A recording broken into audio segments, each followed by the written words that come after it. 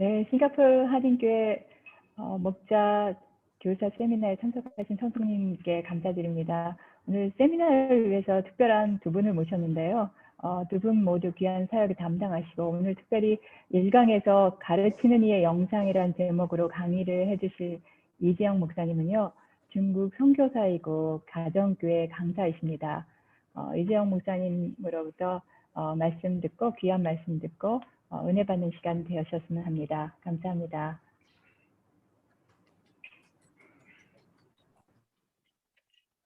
네, 감사합니다. 안녕하세요. 안녕하세요. 안녕하세요. 소리 잘 들리세요? 네. 예, 여기 오신 분들이 목자님들과 교사님들이죠? 이 교회에서 큰 섬김을 감당하시는 분들과 함께 영상으로 교제 나눌 수 있도록 해주셔서 우리 윤남기 목사님한테도 감사하고 하나님께도 감사드립니다. 직접 대면에서 만나서 이렇게 교제를 나누면 더 좋았을 뻔했는데 언젠가 기회가 있겠죠. 오늘 준비한 내용에 비해서 시간이 뭐 그렇게 많지는 않으니까 바로 강의 들어가도록 하겠습니다. 화면 공유할게요.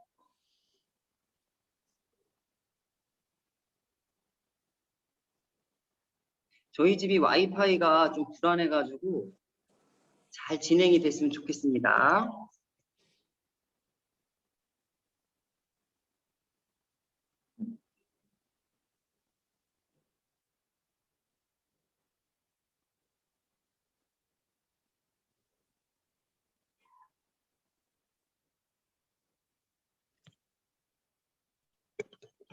예, 화면 보이시나요? 네. 예, 우리 다 같이 제목 한번 읽겠습니다. 시작. 섬김의 리더십. 예, 다 리더십이잖아요. 그래서 리더에 대해서 관심이 많을 것으로 생각해서 이 제목을 이렇게 정해봤고요. 섬김의 영성, 뭐 그렇게 말해도 상관없습니다. 일단 오늘 강의의 개요를 잠깐 살펴볼게요. 네 파트로 나눠서 말씀을 드릴 텐데요. 첫 번째는 교회란 무엇인가, 교회의 정의에 대해서, 두 번째는 교회의 존재 목적, 교회의 사명이라고도 말할 수 있는데요. 교회의 존재 목적에 대해서, 그리고 세 번째로는 예수님의 제자 훈련 방법에 대해서, 그리고 네 번째로는 성경적 리더십에 대해서 네 파트로 나누어서 설명을 해드리겠습니다. 다 연결되는 거니까 처음부터 다 잘 들으셔야 돼요. 그리고 성경 구절이 있는데 성경 구절은 제가 읽는 것보다 목자님들이나 교사 선생님들이 읽었으면 좋겠어요. 이렇게 나이가 어린 순서대로 이렇게 읽었으면 좋겠습니다. 지금 이렇게 서열을 정하셨나요? 예, 그래서 읽어주세요 라고 하면 이렇게 바로 읽어주셨으면 좋겠어요. 일단 이제 교회란 무엇인가 한번 해보도록 하겠습니다. 교회는 사람이다. 예, 다 같이 해볼까요? 시작. 교회는 사람이다. 교회는 사람이에요. 제가 왜 이 말을 이렇게 강조하냐면 자꾸 교회를 건물이라고 생각하시는 분이 있는 것 같아요. 교회라는 단어를 헬라어로 에클레시아, 다 아시죠? 이 에클레시아라고 쓰거든요. 이 단어의 신약 성경의 용례를 보면 예수님 믿는 사람도 에클레시아라고 하고 예수님 안 믿는 사람들의 모임도 에클레시아라고 해요. 근데 공통점은 뭐냐면 다 사람에게 쓰였다는 거예요. 어느 상황도 건물에 대해서 에클레시아라고는 말하지는 않았다는 거죠. 그런데 한국 교인들은 교회는 건물이다라고 은연중에 많이 생각하시는 것 같아요. 2017년도인가요? 중국에서 종교법이 개정이 되었는데 종교를 탄압하기 위해서 제정된 법이죠. 그 하나가 건물 주인이 교회에게 하여튼 뭐 종교적인 목적으로 자신의 건물을 임대할 수 없다라는 종교법이 생겼어요. 만약에 건물 주인이 교회에게 예배당의 용도로 건물을 임대해주면 엄청난 벌금이 부과가 되는 거예요. 그러면 어떻게 될까요? 교회가 그동안 건물을 임대해서 예배당으로 썼는데 다 쫓겨나게 된 거예요. 예배당에서 쫓겨날 때 특히 한인교인들이 아주 멘붕에 빠졌습니다. 그때 한인교회 분들이 이렇게 말했어요. 어떻게 교회가 없어져서 어떻게 우리 어디로 가야 돼? 이렇게 말하면서 대부분 흩어졌어요. 그런데 잘 생각해 보면 교회가 없어진 것이 아니잖아요. 그렇죠? 교회는 뭐니까? 사람이니까요. 단지 건물이 없어졌는데 교회가 없어졌다고 표현을 합니다. 은연중에 교회가 건물이라고 생각하고 있었던 거죠. 반면에 중국 교회도 충격이 있었지만 한국 교회보다 훨씬 유연하게 대처했어요. 그 사람들은, 이 중국 분들은 뭐 예배당이 없으면 가정에 들어가면 되지, 가정에서 예배 드리면 되지 라고 하면서 가정으로 들어가서 흩어지지 않았어요. 중국 교인들이 교회는 건물이 아니고 사람이라는 것을 한국 교인들보다 훨씬 더 잘 이해하고 있는 거예요. 아무튼 교회는 건물이 아니고 뭐다? 예, 사람이다. 그래서 사람이 모인 곳은 다 교회가 되는 거예요. 뭐 가정이든 뭐 들판이든 말이죠. 이렇게 교회가 사람이라는 것을 알아야 교회가 사람을 키우는데 집중할 수가 있어요. 그리고 목자분들, 교사분들 다 사람 키우는 그런 직분들이잖아요. 그런 사역이잖아요. 그래서 교회는 사람이다라는 생각을 가지고 있는 것이 굉장히 중요합니다. 이런 생각이 없으면 사람을 키우기보다는 막 건물을 키우려고 하고 쓸데없는데 에너지를 낭비하게 돼요. 그래서 교회의 첫 번째 정의는 뭐라고요? 교회는 뭐다? 교회는 사람이다. 사람이다. 두 가지만 더 할게요. 교회의 정의 핵심적인 거. 두 번째, 교회는 무엇인가? 교회는 뭐다? 시작. 교회는 가족이다. 가족이다. 예, 성경 구절 읽어주시겠어요? 나이가 제일 어리신 분이 읽어주시면 돼요. 그러므로 너희는 이제 외인도 나그네도 아니요 오직 성도들과 동일한 시민이요 하나님의 권속이라. 네, 아멘. 아멘. 제가 마음이 제일 어립니다. 예. 이 구절은 사도 바울이 예수님을 믿게 된 이방인 에베소 교인들에게 너희의 신분이 예수님을 믿고 이렇게 바뀌었어 라고 말해주는 본문이에요. 이제는 너희가 외인, 이방인도 아니고 나그네도 아니고 성도고 시민이고 하나님의 권속이다 라고 말합니다. 여기서 권속이 뭘까요? 우리나라 말 참 어려워요. 가족이에요, 가족. 교회는 하나님을 아버지로 모시고 있는 형제 자매들의 모임이 가족인 거죠. 그럼 가족의 특징이 뭡니까? 가족의 특징은 친밀함이에요. 그렇죠? 그런데 친밀해지려면 어떻게 해야 되죠? 친밀해지려면 여러분 삶을 나눠야 돼요. 특히 지식보다는 여러분 감정을 나눠야 됩니다. 그러려면 목장과 반과 같은 소그룹이 필요한 거예요. 한꺼번에 모여서 예배를 드리는 것도 중요하지만 이러한 큰 모임에서는 삶과 감정을 나눌 수가 없어요. 그래서 목장과 반과 같은 소그룹, 이 작은 교회죠. 작은 교회. 작은 교회가 필요한 겁니다. 그래서 반이나 목장에서는요. 삶과 감정을 나누는 시간을 가지셔야 돼요. 그래야 친밀해집니다. 삶과 감정을 나누려면 분위기도 중요하잖아요. 가장 좋은 곳이 어딜까요, 그럼? 가정이죠, 가정. 그래서 목자님들과 우리 선생님들이 매번은 아니더라도 목장원들하고 아이들을 가정에 초청해서 밥을 먹고 자연스럽게 삶과 감정을 나누는 시간을 가졌으면 좋겠어요. 뭐 성교교회 목자님들은 이미 다 그렇게 하시는 걸로 알고 있는데, 그렇죠? 삶을 나누고 감정을 나누면요, 친밀해질 뿐만 아니라 어떤 유익이 있냐면 목자님들과 선생님들이 이 목장원들과 반 아이들을 위해서 어떻게 기도해야 되는지를 명확하게 알게 됩니다. 그냥 직접 기도 제목 주세요. 얘들아 기도 제목 말해봐. 이렇게 할 수도 있지만 삶을 나누고 기도 제목을 들으면 그래서 이 사람이 이런 기도 제목을, 이런 목원들이 이런 기도 제목을 내놨구나 라는 것을 좀 더 명확하게 알 수 있고, 그래서 구체적으로 기도할 수 있게 됩니다. 그래서 교회는 두 번째 뭐라고요? 가족이다. 가족이다. 세 번째, 교회는 뭐다? 시작. 교회는 지체이다. 예, 성경 구절 읽어주세요. 너희는 그리스도의 몸이요 지체의 각 부분이라. 예, 교회는 지체인데 지체는요 연결돼 있잖아요. 여기서 키포인트는 바로 연결이에요. 경험을 해보셔서 알겠지만 몸의 어느 부분이 심하게 아프면 다른 부분이 멀쩡해도 그냥 누워 있어야 돼요. 나머지 지체도 기능을 할 수 없는 겁니다. 이렇게 지체는 연결이 되어 있기 때문에 한 부분이 잘못되면 다른 부분도 같이 힘들어지는 거예요.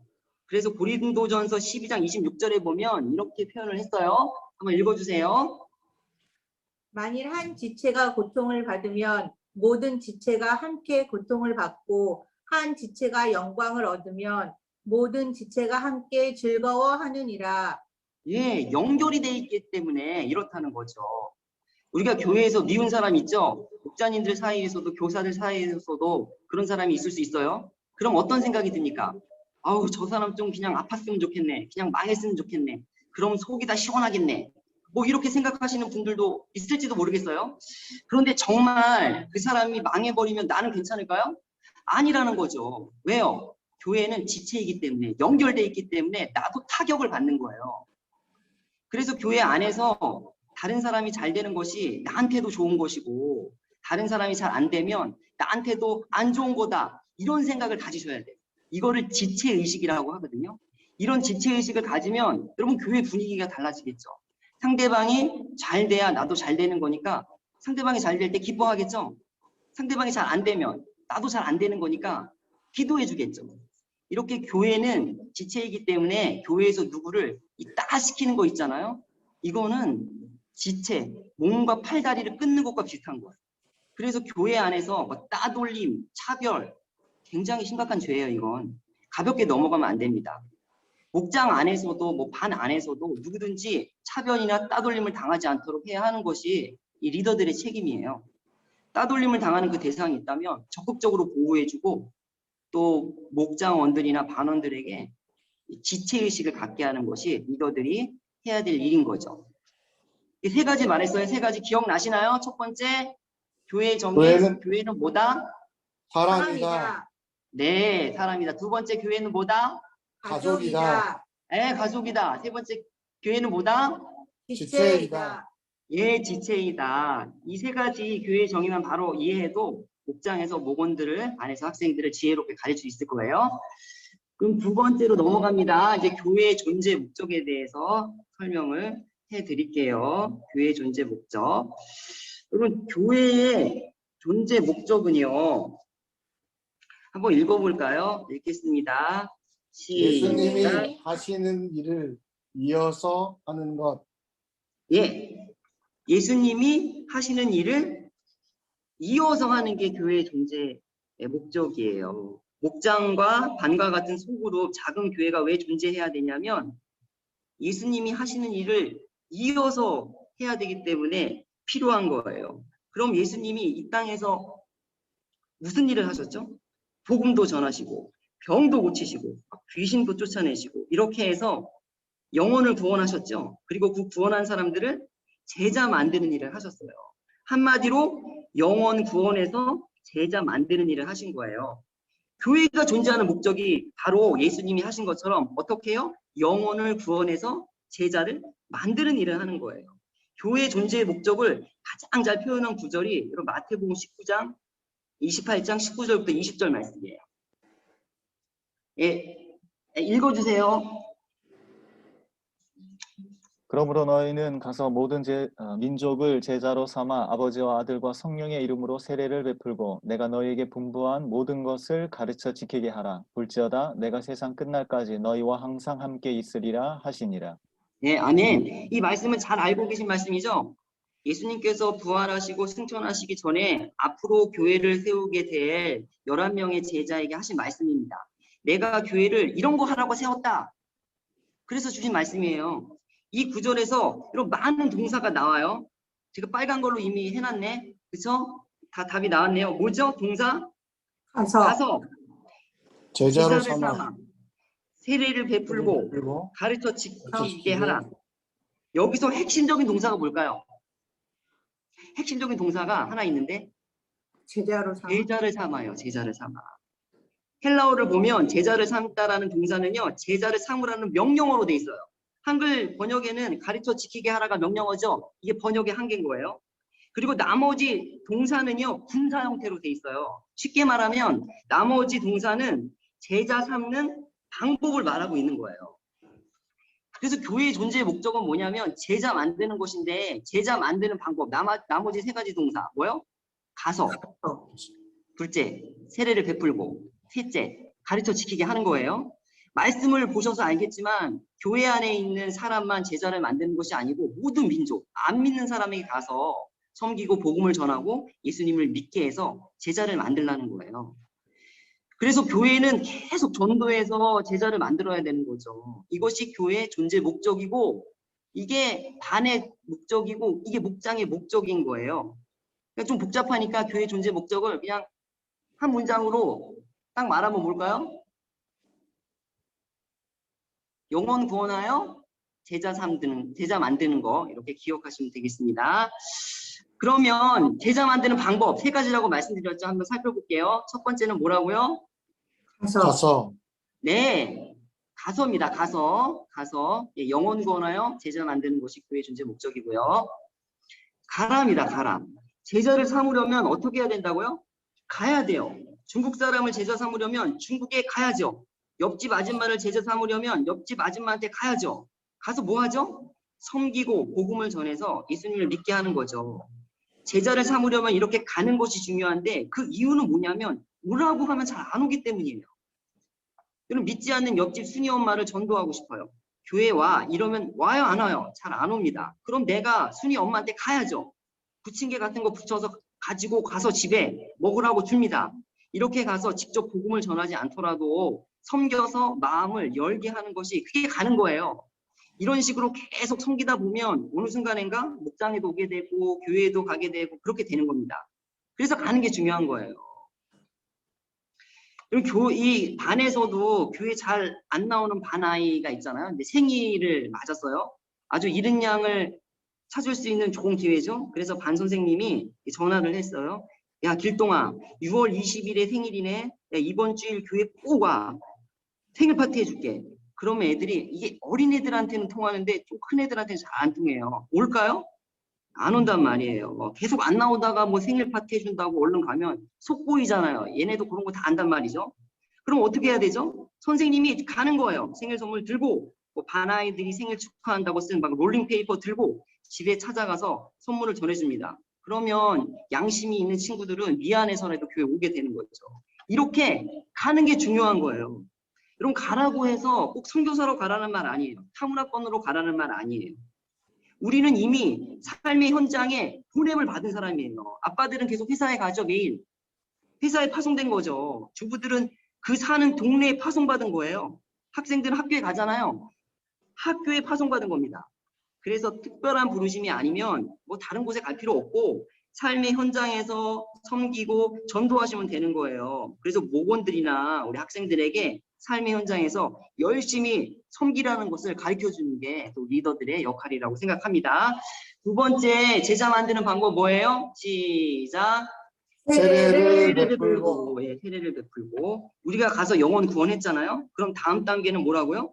세례를 베푸는 거예요. 세례는요 공동체, 교회 앞에서 내 신앙을 고백하는 거잖아요. 공동체에 헌신하고 정착한다는 의미가 있습니다. 예수님을 간 믿은 사람은 공동체 안에 들어와서 꼭 보호를 받아야 돼요. 만약에 예수님을 믿은 지 얼마 안 되는 사람이 교회에서 보호를 받지 못하고 정착 못하면 금세 세상으로 돌아갈 가능성이 아주 큽니다. 여러분 동물의 왕국을 보면 맹수에게 잡혀먹히는 그런 동물들은 무리에서 떨어져 나온 새끼들이란 말이죠. 이처럼 새신자들이 공동체에 보호받지를 못하면 떨어져 나가면 그냥 맹수의 사단의 밥이 되는 거예요. 그래서 목장이나 반에서 가장 에너지를 쏟고 관심을 가져야 될 대상은 누구냐면 예수님을 믿은 지 얼마 안 되는 초신자, 반 아이들 중에서 특별히 부모님이 교회 안 다니는 새 친구, 이런 사람들에게 더 관심을 써주셔야 돼요. 여러분 이런 사람들을 편애하셔도 돼요. 왜냐하면 예수님도 편애하셨거든요. 이른 양 한 마리를 편애하셨잖아요. 아홉 마리 놔두고, 그렇죠? 그래서 세례를 베풀고 제자 만드는 방법입니다. 우리 세 번째 제자 만드는 방법 시작. 가르쳐 지키게 하라. 그리고 세 가족이 어느 정도 공동체에 안정적으로 정착을 했으면 가르쳐서 지키게 해야죠. 이것을 보통 교회에서 뭐라고 말하나요? 제자훈련이라고 말을 합니다. 그런데 제자훈련에 대한 오해가 있어요. 제자훈련은 곧 성경 공부다라고 생각하시는 분이 있는 것 같아요. 제자훈련에서 성경 공부는 굉장히 중요합니다. 그러나 성경 공부가 곧 제자훈련은 아니에요. 성경 공부는 제자훈련의 핵심 과정 중에 하나죠. 우리가 왜 제자훈련을 성경 공부라고 자꾸 생각하냐면 가르쳐 지키게 하라 해서 가르치라는 말 때문에 그런 것 같아요. 우리는 가르친다는 말을 들으면 교실 교육을 생각하죠. 선생님이 일방적으로 말하고 막 학생들은 열심히 무언가 노트에 적고 막 이런 걸 생각한단 말이죠. 이게 아마 유교적인 사고의 영향인 것 같습니다. 근데 가르치는 데는요, 두 가지 방법이 있어요. 뭐죠? 말로 가르치는 것과 그 다음에 보여서 가르치는 것이 있어요. 행동을 해서 본을 보이는 거죠. 이건 정말 아주 상식적인 이야기예요.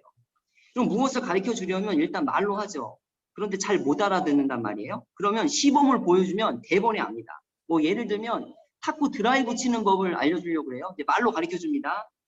상대방이 친 공이 뭐 내 코트로 넘어와서 3분의 2 정도 떨어질 때 라켓을 비스듬하게 올려가지고 공을 긁어주듯 쳐라. 알아들어요? 못 알아들어요? 못 알아들어요. 그런데 야 이렇게 치란 말이야 하면서 시범을 보여주면 아 그렇게요. 대본에 알아듣는단 말이에요. 보여주는 것이 말로 할 때보다 훨씬 더 효과적일 때가 있어요. 그래서 성경을 말로 가르치는 것도 중요하지만 성경대로 사는 모습을 보여주는 것도 굉장히 중요합니다. 우리 교사 선생님들이 막 얘들아 열심히 기도해야 된다. 그런데 선생님이 기도를 안 하는 거예요. 그럼 아이들은 배운 대로 하지 않고 본 대로 해서 아이들도 기도를 안 할 거예요. 목자가 목원들에게 우리 서로 사랑합시다, 섬깁시다 이렇게 말하고 목자님들이 막 이기적으로 사는 거예요. 그럼 목원들이 배운 대로 안 하고 본 대로 해서 이기적으로 살아가는 거예요. 이렇게 가르쳐주는 것과 가르쳐주는 거 말로 가르치는 거 있잖아요. 말로 가르쳐주는 것과 보여줘서 가르치는 것이 균형을 이룰 때 우리 목장원들과 학생들이 성장을 하게 되는 거예요. 이 말을 들으면 이게 부담을 가지시는 분도 있을 것 같아요. 성교사님 말씀을 듣고 있으니까 아, 도전이 아니라 너무 부담이 되네요. 저는 정말 본이 안 되는 사람인데 목사님이 시켜서 목장하고 있는데 목사님이 시켜서 교사하고 있는데 저와 같이 본이 안 되는 목자는 교사는 그만두는 것이 나을 것 같아요. 라고 생각하시는 분이 있을 것 같아서 말씀드려요. 없으면 좋겠지만 그런데 생각해 보세요. 말씀대로 사는 것은요. 목자나 교사가 아니더라도 크리스찬이라면 누구나 다 그렇게 살아야 되는 거예요. 목자나 교사만 그렇게 살아가야 하는 거 아니잖아요. 그렇죠? 오히려 목자나 교사가 말씀대로 사는 본을 보여야 하니까 더 제자답게 살 수 있는 좋은 기회를 얻은 거예요. 참 감사한 일인 거죠. 결국 교회의 존재 목적은요. 뭐라고요? 영혼 구원에서 제자 삼는 것인데 그러면 이제 좀 더 구체적으로 제자를 삼는 거, 제자 훈련을 시키는 방법이 어떤 것인지 한번 살펴보도록 합니다. 최고의 제자 훈련 전문가는 누구시죠? 예수님. 예수님이죠. 예수님의 제자 훈련 방법을 그래서 살펴보도록 하겠습니다. 예수님의 제자 훈련 방법 누구 한 명 읽어주세요. 성경 구절. 이에 12를 세우셨으니 이는 자기와 함께 있게 하시고 또 보내사 전도도 하며 귀신을 내쫓는 권능도 가지게 하려 함이라. 예, 이게 바로 예수님의 제자 훈련 방법이에요. 예수님이 12제자를 세우시고 자기와 함께 있게 하셨다고 말씀하셨죠. 함께 있으면서 예수님의 삶을 보여주신 거예요. 제자들이 예수님을 따라다니면서 설교도 듣고 전도도 하는 것 보고 귀신 내쫓는 것도 보고 그러면서 배운 거예요. 그래서 예수님의 첫 번째 제자 훈련 방법은 뭐라고요? 함께 있게 하시고 함께 읽겠습니다. 시작. 말로 가르쳐서 제자를 만들기보다는 보여서 제자를 만들려고 하셨다. 밑에까지 다 시작. 내가 너희에게 한 것과 같이 너희도 행하게 하려 하여 본을 보였노라. 이 성경 구절은 예수님이 십자가 지시기 전에 제자들의 발을 씻기면서 하신 말씀이잖아요. 제자들의 발을 씻는 것을 통해서 섬김의 본을 보여주셨다고요. 그렇죠? 두 번째 예수님의 제자 훈련 방법 보내사. 그렇죠? 성경 구절에 보내사 있죠? 함께 읽게 하시고 보내사 권능도 가지게 하려 합니다. 이 세 가지가 중요합니다. 보내사 읽겠습니다. 시작.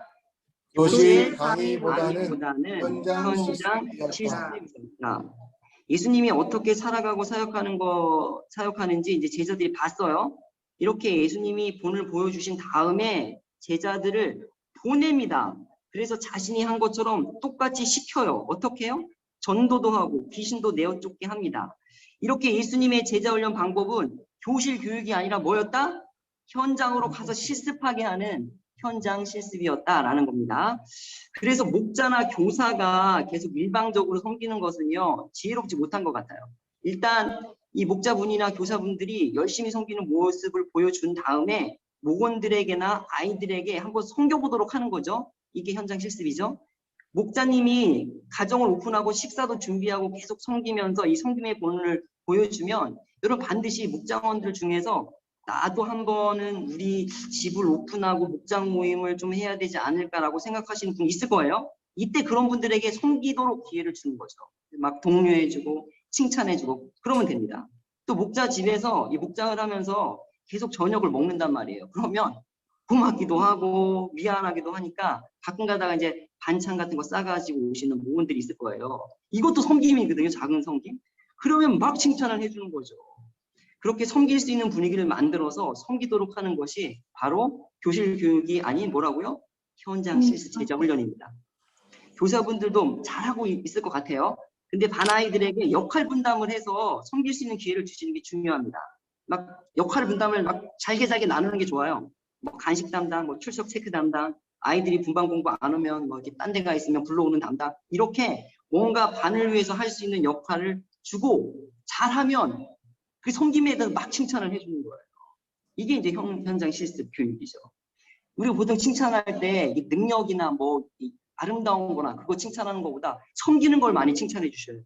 예쁘다, 뭐 잘한다보다 섬겼으면 와, 너 잘한다 이렇게 해주셔야 돼요. 세 번째, 예수님의 제자 훈련 방법. 시작. 권능도 가지게 가지게 하려 함이라. 계속해서 시작. 지식 전달보다는 능력 배양이었다. 예, 능력 배양. 지식 전달보다는 능력 배양. 그럼 말씀을 지식으로 아는 것과 말씀으로 사는 것에는 여러분 큰 차이가 있어요. 말씀을 지식적으로 알면 여러분 능력이 나타나지 않아요. 그러나 말씀대로 살잖아요? 그러면 능력이 나타납니다. 목자나 이 교사의 역할은 이 목장원들이나 아이들이 하나님의 능력을 체험할 수 있도록 돕는 역할을 해야 되는 거예요. 그렇죠? 그렇게 할 때 좋은 도구를 하나 알려드릴게요. 그렇게 하기 위해서 좋은 도구는 뭐냐면 간증이에요. 간증. 예를 들면 임남규 목사님이 강단에서 막 기도하셔야 됩니다. 기도합시다. 이렇게 설교를 하셨잖아요. 목자가 이제 목원들에게 기도 안 하는 목원에게 목사님이 기도하라고 했잖아. 기도 좀 해. 이렇게 너무 직설적으로 말하면 막 정죄받는 느낌도 들고 무시받는 느낌도 들어서 오히려 반감이 생길 수 있어요. 이때 목자님이 야, 내가 기도했는데 이런 능력을 체험했어라고 간증을 해주시는 거예요. 그러면 이제 목원이 그 간증을 듣고 나도 기도 한번 해볼까? 그리고 뭐 열심히 기도하다가 하나님의 능력을 체험한단 말이죠. 그러면 이제 신앙이 훅 성장하는 거죠. 예를 들면 임남규 목사님이 11조를 해야 됩니다. 11조는 하나님이 물질의 주인이며 인생의 주인인 거라는 것을 인정하는 신앙 고백입니다. 이렇게 설교하셨어요. 그럼 목자가 11조 안 하는 목원에게 11조 해, 복받아. 이렇게 너무 직설적으로 말하면 이게 또 마음이 힘들단 말이에요. 그분이. 이때 간증이 필요한 거죠. 그래서 이제 목자님 자신이 야, 내가 11조를 했는데 하나님의 능력을 체험했어. 어려울 때 11조를 정성껏 드렸더니 하나님이 더 풍성하게 채워주셨어. 이런 능력을 체험한 간증을 들으면 사람들은 나도 한번 해볼까라는 생각이 든단 말이죠. 그래서 따라하면 이제 신앙이 훅 성장하는 거죠. 능력을 체험하는 겁니다. 여러분 교사님들도 학생들에게 뭐 해야 된다 말아야 된다 이런 방법보다는 야, 내가 이렇게 해봤더니 하나님의 능력을 체험했어라고 간증을 들려주시는 것이 좋습니다. 그러면 아이들이 야, 성경 말씀이 이론이 아니고 실제구나라는 걸 알게 되는 거죠. 이제 마지막이에요. 마지막. 그러면 성경적 리더십은 무엇인가? 성경적 리더십. 이게 주제이기도 하고요. 좀 길죠? 긴데 누가 한번 읽어주세요.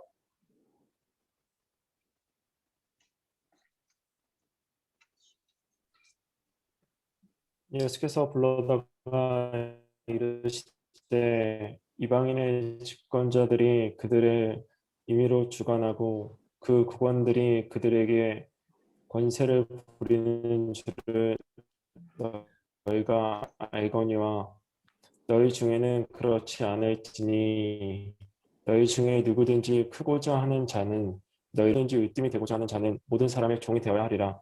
인자가 온 것은 섬김을 받으려 함이 아니라 도리어 섬기려 하고 자기 목숨을 많은 사람의 대속물로 주려 함이니라. 아멘. 예, 감사합니다. 긴데요. 잘 읽어주셨어요. 이 말씀은 예수님이 나중에 권력을 잡으면 자신들이 높은 자리를 차지해 보겠다고 싸우는 제자들에게 하신 말씀이죠. 예수님은 높아지고 섬김을 받으려고 하는 것은 세상의 방식이다. 정말 큰 자는 섬기는 자다. 너희가 큰 자가 되려면 종이 되어야 된다. 섬기는 자가 되어야 한다. 라고 말씀하시고, 그러고 나서 예수님이 이 땅에 오신 목적을 말씀하시죠. 나는 섬김을 받으려고 온 것이 아니라 죽기까지 섬기러 왔다라고 말씀을 하십니다. 이렇게 말씀하시죠. 읽었으니까. 그래서 인생의 목적은 뭐예요? 섬김에 있다라는 것을 꼭 기억하셔야 돼요. 인생의 목적은 섬김에 있다. 예수님의 목적과 우리 그리스도인의 목적은 여러분 같아야 되겠죠. 그래서 우리의 삶의 목적도 섬김에 있어야 되는 거예요. 물론 넓게 보면 우리의 삶의 목적은 하나님께 영광을 돌리는 거죠. 그런데 하나님께 영광 돌리는 방법이 뭐예요? 그게 바로 섬김이에요. 그래서 인생의 목적을 섬김이다라고 말할 수 있는 겁니다. 근데 섬김에도 두 가지 방향이 있어요. 두 가지 방향. 하나님을 향한 섬김이 있고요. 다른 하나는 사람을 향한, 이웃을 향한 섬김이 있습니다. 하나님을 잘 섬겨야 근데 순서가 있어요. 이웃도 잘 섬기게 됩니다. 그러면 사람이 종이 되기 이전에 누구의 종이 되는 것이 우선입니까? 하나님의 종이 되는 것이 우선이에요. 그래서 하나님의 종이 된다는 것은 무엇인지 한번 읽도록 하겠습니다. 하나님의 종이 된다는 것은 시작. 하나님이 종이 된다는 것은 하나님이 원하시는 일을 하나님이 원하시는 곳에서 하나님이 원하시는 방법으로 하는 것이다. 예, 한마디로 내 필요보다는 하나님의 필요를 우선시하는 거예요. 여러분, 하다못해 사장님을 모시는 운전기사도 내 필요보다 사장님의 필요를 먼저 채우잖아요. 운전기사가 밥을 먹다가 사장님한테 뭐 전화 오면 잠깐만 기다리세요 이렇게 하지 않잖아요. 어느 교회에서 이제 일어날 법한 일을 예를 들어보면, 여러분 연말이 되면 교회에서 봉사자를 이렇게 모집을 하잖아요. 교회마다 뭐 찬양팀, 성가대 이런 데는 사람들이 좀 몰리는데 교사나 목자처럼 사람을 직접 섬기는 일은 인기가 좀 없단 말이에요. 선교교회는 어떤지 모르겠어요. 이 교회도 유치부 교사 모집이 안 되는 거예요. 그래서 이제 재능 있는 청년에게 부장기사님이 교사를 하라고 권면을 했어요. 그런데 이 청년이 자신은 성가대를 하겠다는 거예요. 사람이 이미 충분히 많은데 말이죠. 결국 그래서 성가대를 열심히 했어요. 그러면서 하나님을 섬기고 있다고 생각합니다. 근데 사실은 이게 자기가 좋아서 하는 것이거든요. 하나님을 섬기는 것은 사실 내가 좋아서 하는 게 아니라 하나님이 원하는 일을 하나님이 원하시는 곳에서 하나님이 원하는 방법대로 하는 거예요. 여러분, 내가 성가대를 하고 싶어도 하나님의 필요, 이 공동체의 필요가 하나님의 필요가 될 가능성이 많은데, 하나님의 필요가 교사다 그러면 교사를 하는 겁니다. 이것이 하나님을 섬기는 거예요. 오해를 하시면 안 돼요. 성가대 찬양팀 하는 분들이 다 이렇다는 거 아니에요. 예를 든 거예요. 은사가 있으면 당연히 해야죠. 이렇게 하나님이 원하시는 일을 하나님이 원하시는 곳에서 하나님이 원하시는 방법대로 훈련을 해야 이웃도 잘 섬길 수 있는 거예요. 여기 교사분들, 목자님들 다 자원해서 목자나 교사를 하셨나요? 그런 분도 있겠지만 그렇지 않은 분도 있을 거예요. 내가 원하지 않지만 하나님께서 원하시니까 해야겠다라고 하면서 하신 분도 있을 거예요. 그럼 이미 하나님을 섬기고 있는 거예요. 세 번째, 성경적 리더십. 이제 이웃의 종이 돼야 되죠. 이웃의 종이 돼야 된다.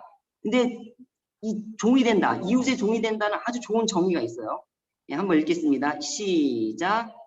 이웃의 종이 된다는 것은 이웃을 성공시켜 준다는 것이다. 예, 섬긴다는 거는, 종이 된다는 거는 상대방을 성공시켜 준다는 거예요. 믿지 않는 사람들은요, 다 내가 성공하려고 하잖아요. 세상의 성공 기준이 뭐죠? 명문대학, 대기업, 명예로운 직책, 사람들의 인정, 인기 막 이런 것들이죠. 왜 사람들이 이런 것을 얻으려고 하냐면 섬김을 받으려고 그러는 거예요. 세상의 개념은 섬김을 받는 사람이 큰 사람이고 성공한 사람이에요. 그런데 하나님 나라는 정반대란 말이죠. 하나님 나라는 섬기는 사람, 즉 다른 사람을 성공시켜주는 사람이 크다라고 여김을 받는 거예요. 주연보다는 주연을 빛나게 하는 조연이 더 큰 거예요. 여러분, 목자를 왜 하시는 거죠? 목원들을 성공시켜 주려고 하는 거예요. 여러분, 교사를 왜 하는 거죠? 아이들을 성공시켜 주기 위해서 하는 거예요. 그런데 최고의 성공은 뭡니까? 하나님을 사랑하는 게 최고의 성공이잖아요. 그래서 우리 목자님들, 교사님들은 보이지 않지만 목원들이, 우리 학생들이 하나님을 잘 믿게 하기 위해서 희생하고 눈물로 기도하고 그러고 계신 거잖아요. 그렇다면 이미 목자분들과 교사분들은 하나님 앞에서 크신 분들이에요. 아멘. 아멘. 하나님께서 이런 것을 기억하신다고. 여러분 학생들에게 이렇게 왜 공부하니라고 물어보면 뭐 대답을 잘 못해요. 뭐 다른 애들이 하니까요. 이렇게 대답하는 애들도 많고 뭐 좋은 대학 가려고요. 대부분 이렇게 한단 말이에요. 사실 제일 많은 대답은 몰라요. 왜요? 몰라요. 그냥 애들 아무 생각 없이 사는 애들 많습니다. 그런데 어떤 대답이 나와야 되냐면 왜 공부하니라고 물었을 때 세상을 섬기려고요. 세상을 잘 섬기려면 실력이 있어야 되고 그러려면 공부를 해야 하니까요. 그래서 공부를 합니다. 이런 대답이 나올 수 있도록 좀 가르쳐 주셔야 되는 거예요. 우리 목원들에게도 하나님이 왜 이 땅에 보내셨나요? 이렇게 하면 왜 살아요? 뭐 그러면 이제 세상 사람들이 그렇게 말하겠죠? 행복하려고요. 뭐 잘 먹고 잘 살려고요. 이게 믿지 않는 사람들의 목적입니다. 그러나 크리스찬들의 목적은 뭘까요? 삶의 목적은 예수님과 같아야죠. 세상을 섬기려고요. 하나님을 섬기려고요. 이웃을 섬기려고요. 이렇게 대답이 나와야 하고 이것을 우리 리더들이 가르쳐줘야 된다는 거죠. 이제 마지막입니다. 마지막 섬김의 리더십. 섬김에서 영적 권위가 나온다. 최고의 섬김은 뭐다? 시작. 최고의 섬김은 기도의 섬김이다. 그럼 리더들에게 가장 필요한 것이 사실 영적인 권위, 이게 리더십인데요. 이러한 영적인 권위는 어디에서 나올까요?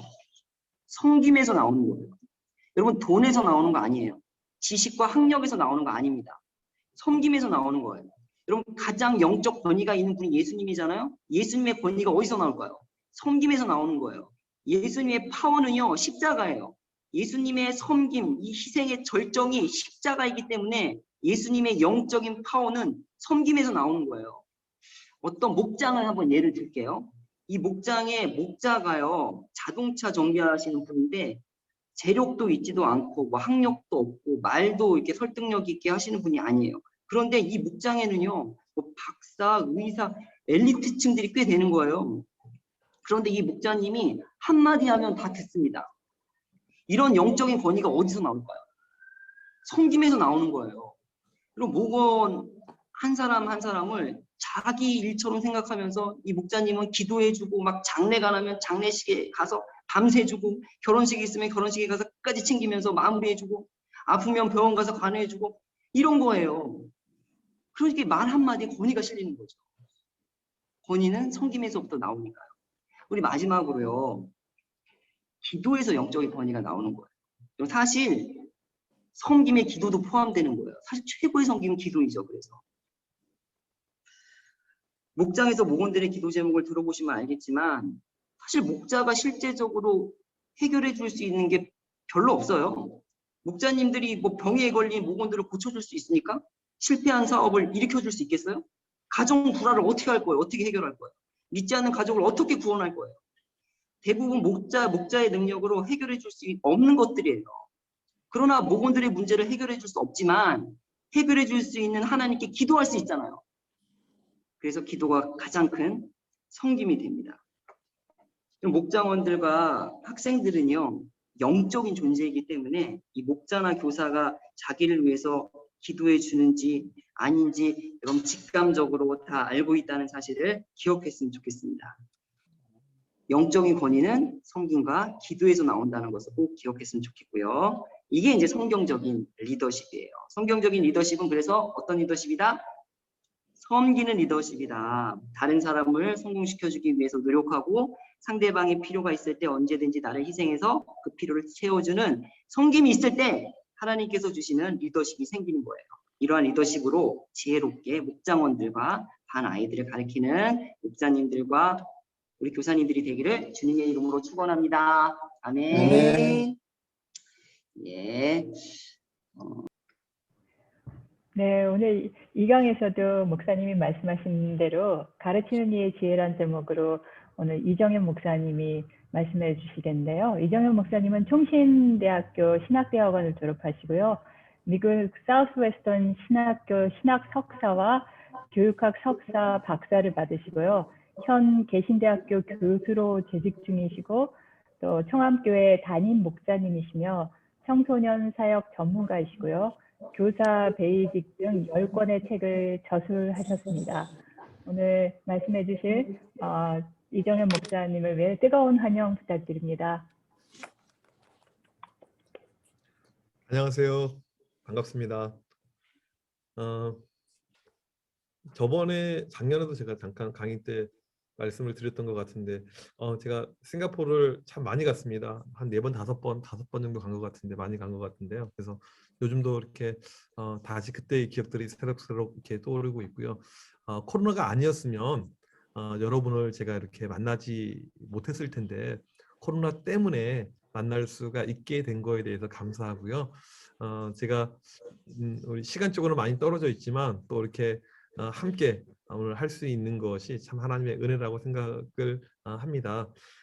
저는 어제 코로나 백신을 맞았어요. 그래서 약간 걱정이 좀 되기도 했어요. 딱 어제 이 시간에 정확하게 맞았거든요. 그래서 걱정이 좀 되기도 했었는데 아직까지 아무런 몸의 반응이 일어나지 않고 있어서 오히려 좀 당황을 하고 있는 이런 이제 상황이고요.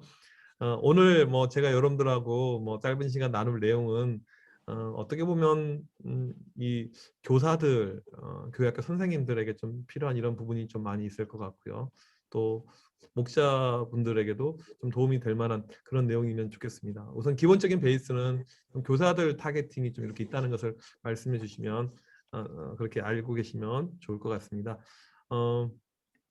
오늘 제가 이제 함께 하려고 하는 어떤 내용이요. 교사의 지혜, 이건 제가 최근에 알았어요.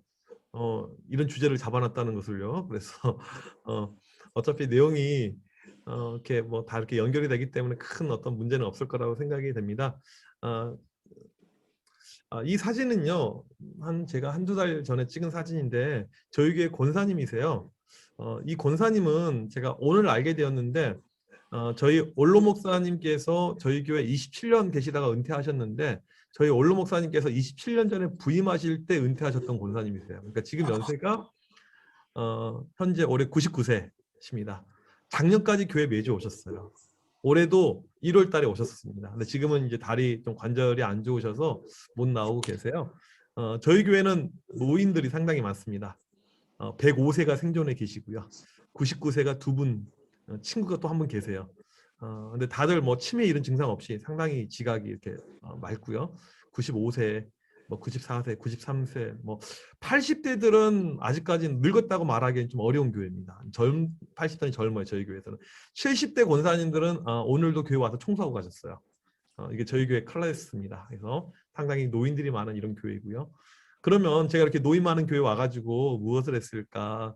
작년에 이제 코로나 상당히 어려웠던 이런 전국이잖아요. 그래서 목사로서 무엇인가 해야 될 것 같은 뭐 많은 일이 있는데 짤막하게만 소개를 하자면 작년에 이제 만든 것입니다. 그래서 우리 아이들 예배드리는 공간, 이걸 어떻게 보면 별건 아닌데 이렇게 좀 들어가는 입구를 이렇게 했고요. 그 다음에 들어가서 보게 되면 안이 이렇게 만들어져 있어요. 그래서 아이들이 여기서 주일날 예배드리고 어와나도 이렇게 하고 있고, 감사하게 지금 저희가 어와나를 지금도 현재 진행을 하고 있어요. 주일날 오후에 타교인도 받고 있는데 근처에 있는 대형 교회에서 많이 여기로 와요. 왜냐하면 자기는 교회 못 하고 있는데 저희가 하고 있어가지고요. 그래서 코로나 시대에도 불구하고 조금만 우리가 생각을 바꾸면 할 수 있는 것들이 생기지 않을까, 저는 그런 생각을 좀 하고 있습니다. 발상의 전환이 좀 필요하다는 그런 어떤 이야기죠. 오늘 먼저 조금 생각할 것은 무엇이냐면요, 우리 자신의 모습을 좀 체크를 좀 먼저 하고 갈 필요가 있다는 것입니다. 왜냐하면 코로나가 저에게 준 교훈은 무엇이냐면 우리가 많은 부분에 있어서 실패했다라는 것이에요. 저는 정말 저희가 실패했다고 생각합니다. 특별히 이건 뭐 싱가포르 상황하고 또 뭐 저희 한국 상황이 좀 다를 수는 있어요. 또 이민교회 상황하고 또 싱가포르는 나라 시스템 자체가 뭐 이 사회주의가 상당히 좀 강한 이런 측면이 있기 때문에 많이 달라서 이것을 꼭 일치시켜서 말할 수는 없겠지만 한국적인 상황에서 보게 되면 제가 많이 실패했다고 봅니다. 왜냐하면 작년에 이제 비대면으로 바뀌면서 교회들마다 예배를 제대로 드리기가 어려웠습니다. 그래서 아이들 유튜브 녹화라든지 이렇게 했는데 실은 그것을 통해서 어떤 영적인 전달이라든지 이런 것이 너무나도 안 됐어요. 그래서 1년 딱 다들 이렇게 해보니까 너무나도 힘든 거예요. 지금 최근에 제가 들은 이야기인데 무슨 이야기를 들었냐면요, 교인들이 1년 동안 교회를 못 갔잖아요. 그래서 올해까지 하게 되면 거의 2년 못 가게 되는데 연말 되면 많은 교인들이 교회 이동을 준비하고 있어요. 그러니까 이미 자기 교회 소속감에 대해서 뭐 온라인 뭐 인터넷 들어가면 들을 수 있는 교회들 종교회들 많이 있잖아요. 그러면서 우리 교회 굳이 내가 다닐 필요가 없을 것 같다. 뭐 이런 생각들.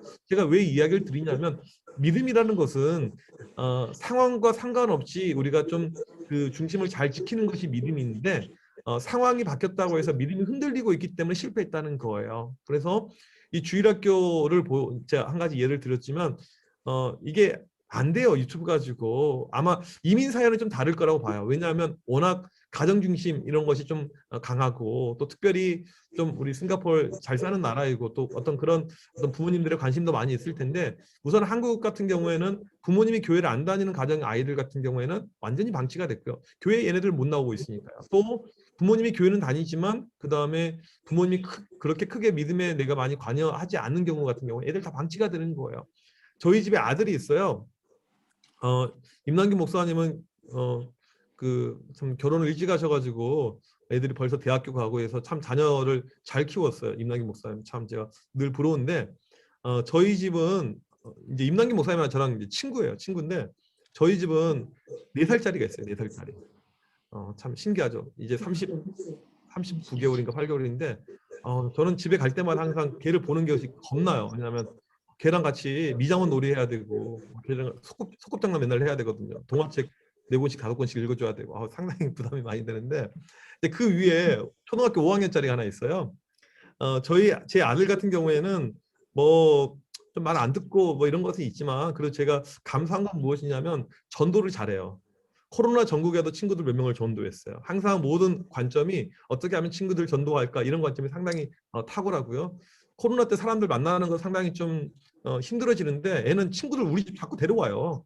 엄마한테 아무런 노티스도 주지 않고. 그래서 아주 인생을 자유자재로 사는 이런 친구인데 학교를 애들이 지금 현재 서울 시내 같은 경우 5학년, 6학년은 이틀 가고 나머지는 원격 수업을 하는데 작년에 보니까 얘가 수업을 너무나도 잘 듣고 있는 거예요.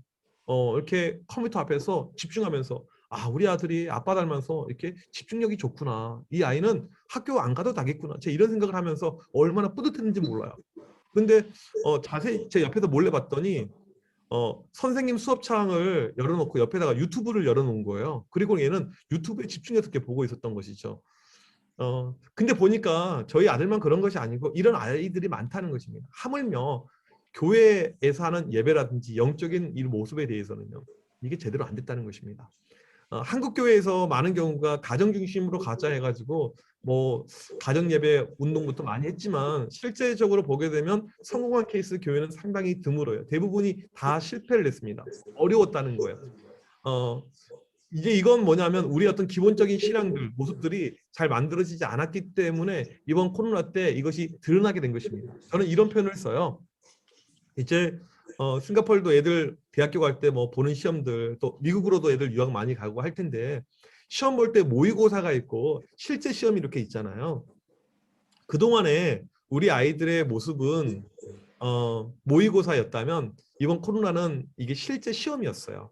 그래서 우리는 지금 시험을 치르고 있는 중이죠. 그런 가운데 우리의 진짜가 이렇게 다 드러나게 되었습니다. 그래서 우리 어떤 가정의 신앙의 모습들, 우리 자녀들의 신앙의 모습들이 원래 좋지 않았다. 이것을 우리가 확인하는 시간이 저는 되었다고 생각을 해요.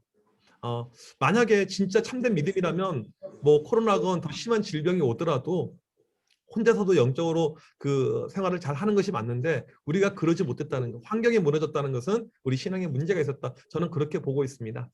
저는 어렸을 때 제주도에서 자랐어요. 초등학교 입학도 제주도에서 했고요.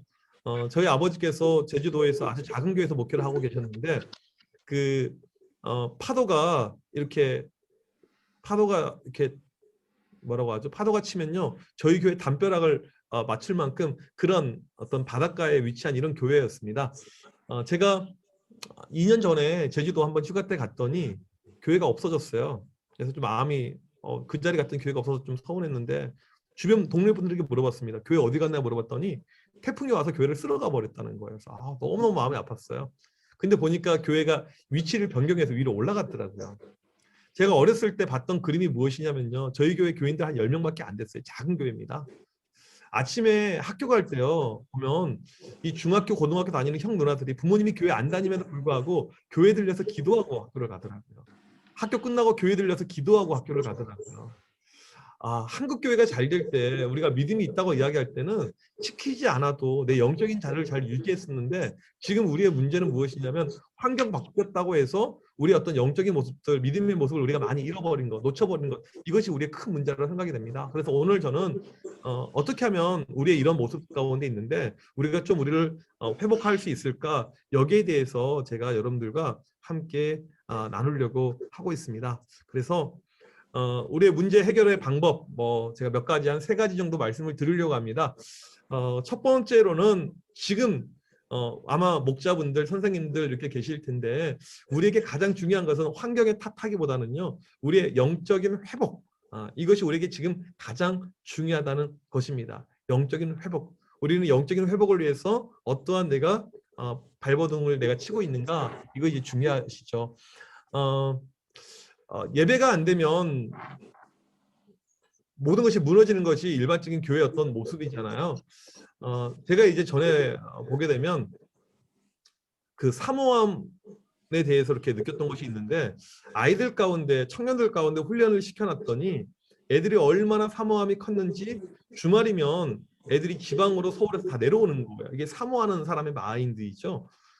작년에 코로나 때 힘들긴 했었지만 저희 교회 이렇게 양육을 일주일에 3타임 목요일, 화요일, 토요일날 양육반을 이렇게 진행을 하는데 우리 집사님 한 분이 집이 수원이세요. 근데 수원에서 교회를 매주 화요일날 저녁마다 오셨어요. 집사님 오시는데 얼마 걸렸어요? 2시간 반이에요. 갈 때 얼마나 걸릴까요? 2시간은 걸릴 것 같아요. 이게 참 말도 안 되는 것처럼 보여지지만 사모하는 마음이 있으면 멀리서도 이렇게 오게 됩니다. 오는 것이죠. 주일학교의 부흥도 그렇고요. 교회 부흥도 그렇고요. 핵심은 다른 데 있지 않고 예배에 있습니다. 그런데 이 예배가 어떻게 만들어지게 되냐면 사모하는 마음을 통해서 만들어지게 되는 거예요. 그래서 항상 우리는 내 자신에게 질문해 봐야 됩니다. 나는 예배를 얼마나 사모하고 있는가? 나는 주님을 얼마나 사모하고 있는가? 내 안에 이런 사모함에 대한 이런 열정이 얼마나 있는가? 우리는 우리 자신을 항상 돌이켜 봐야 됩니다. 그리고 우리가 1차적으로 지향해야 될 모습은 무엇이냐면 이 영적인 어떤 회복들, 이것을 우리가 끊임없이 만들어 가야 됩니다. 노력을 해야 돼요. 저 같은 경우에는 이제 목사니까 제가 영적으로 충만하지 않으면 교인들에게 줄 수 있는 것이 없잖아요. 그래서 늘 제 안에 사모함을 제가 스스로 만들려고 노력을 합니다. 그래서 기도 시간이라든지 말씀 시간이라든지 또 다른 목사님의 설교라든지 제가 혼자 들으면서 늘 이렇게 사모함을 좀 이렇게 키우려고 노력을 하고 있습니다. 그래서 여러분들 가운데 가장 지금 중요한 것은 이때요. 영적인 회복입니다. 영성의 회복을 반드시 이루는 것, 이것이 첫 번째로 우리가 해야 될 중요한 내용입니다. 두 번째로 우리에게 필요한 것은요. 영성을 개발하는 거예요. 이제는 회복 차원에서 그 다음에 개발로 가는 것, 나를 성장시키고 개발시키는 것, 이것이 우리에게 지금 이제 필요하다는 것입니다. 미국에 지금은 고인이 되었지만 하워드 핸드릭슨이라는 유명한 교수님이 계세요. 이분은 이제 교육학 교수님이십니다. 달라스 신학교에서 오랫동안 교수로 계셨는데요. 이분이 미국 시카고에서 주일학교 교사들 컨퍼런스를 이렇게 한 적이 있어요. 컨퍼런스를 하는데 보니까 할머니 한 분이 계세요. 너무 신기했어요. 그래서 찾아가서 할머니께 여쭤봤죠. 할머니 여기 왜 오셨어요? 물어봤더니 자기 교사라는 거예요. 아니 할머니 연세가 많으실 것 같은데요. 몇 세세요? 여쭤봤더니 83인 거예요. 83세 교사였어요. 왜 오셨냐고 물어봤더니 자기는 이 자리에 꼭 와야 된다고. 10시간 넘게 그레이하운드라는 이 버스 타고 왔다는 거예요. 거기 참여하기 위해서. 왜 오셨냐고 했더니 82때보다 교사를 잘하기 위해서 왔다는 거예요. 82때보다요. 83세 중등부 교사를 40년 하고 있었습니다. 참 대단하죠. 근데 나중에 이제 보니까요. 이 한 명의 교사인데 한 명의 교사 밑에서 80명의 사역자가 배출이 되었더라고요. 그러니까 이 교회 보게 되면 이제 가끔은 우리가 큰 교회 부러워할 때가 있고요. 그 다음에 좀 큰 공동체를 부러워할 때가 있습니다. 근데 저는 요즘에 그런 부러움 진짜 거의 없어요. 왜냐하면 정말 그 아놀드 톨미가 말했듯이 창조적 소수, 적지만 강한 한 명, 이것이 훨씬 더 파워풀하더라고요. 한 명의 교사, 한 명의 목자, 하지만 정말 교회를 사랑하고 영혼을 사랑하는 그 한 명이 있으면 충분히 공동체가 바뀔 수 있다, 저는 그렇게 생각을 합니다.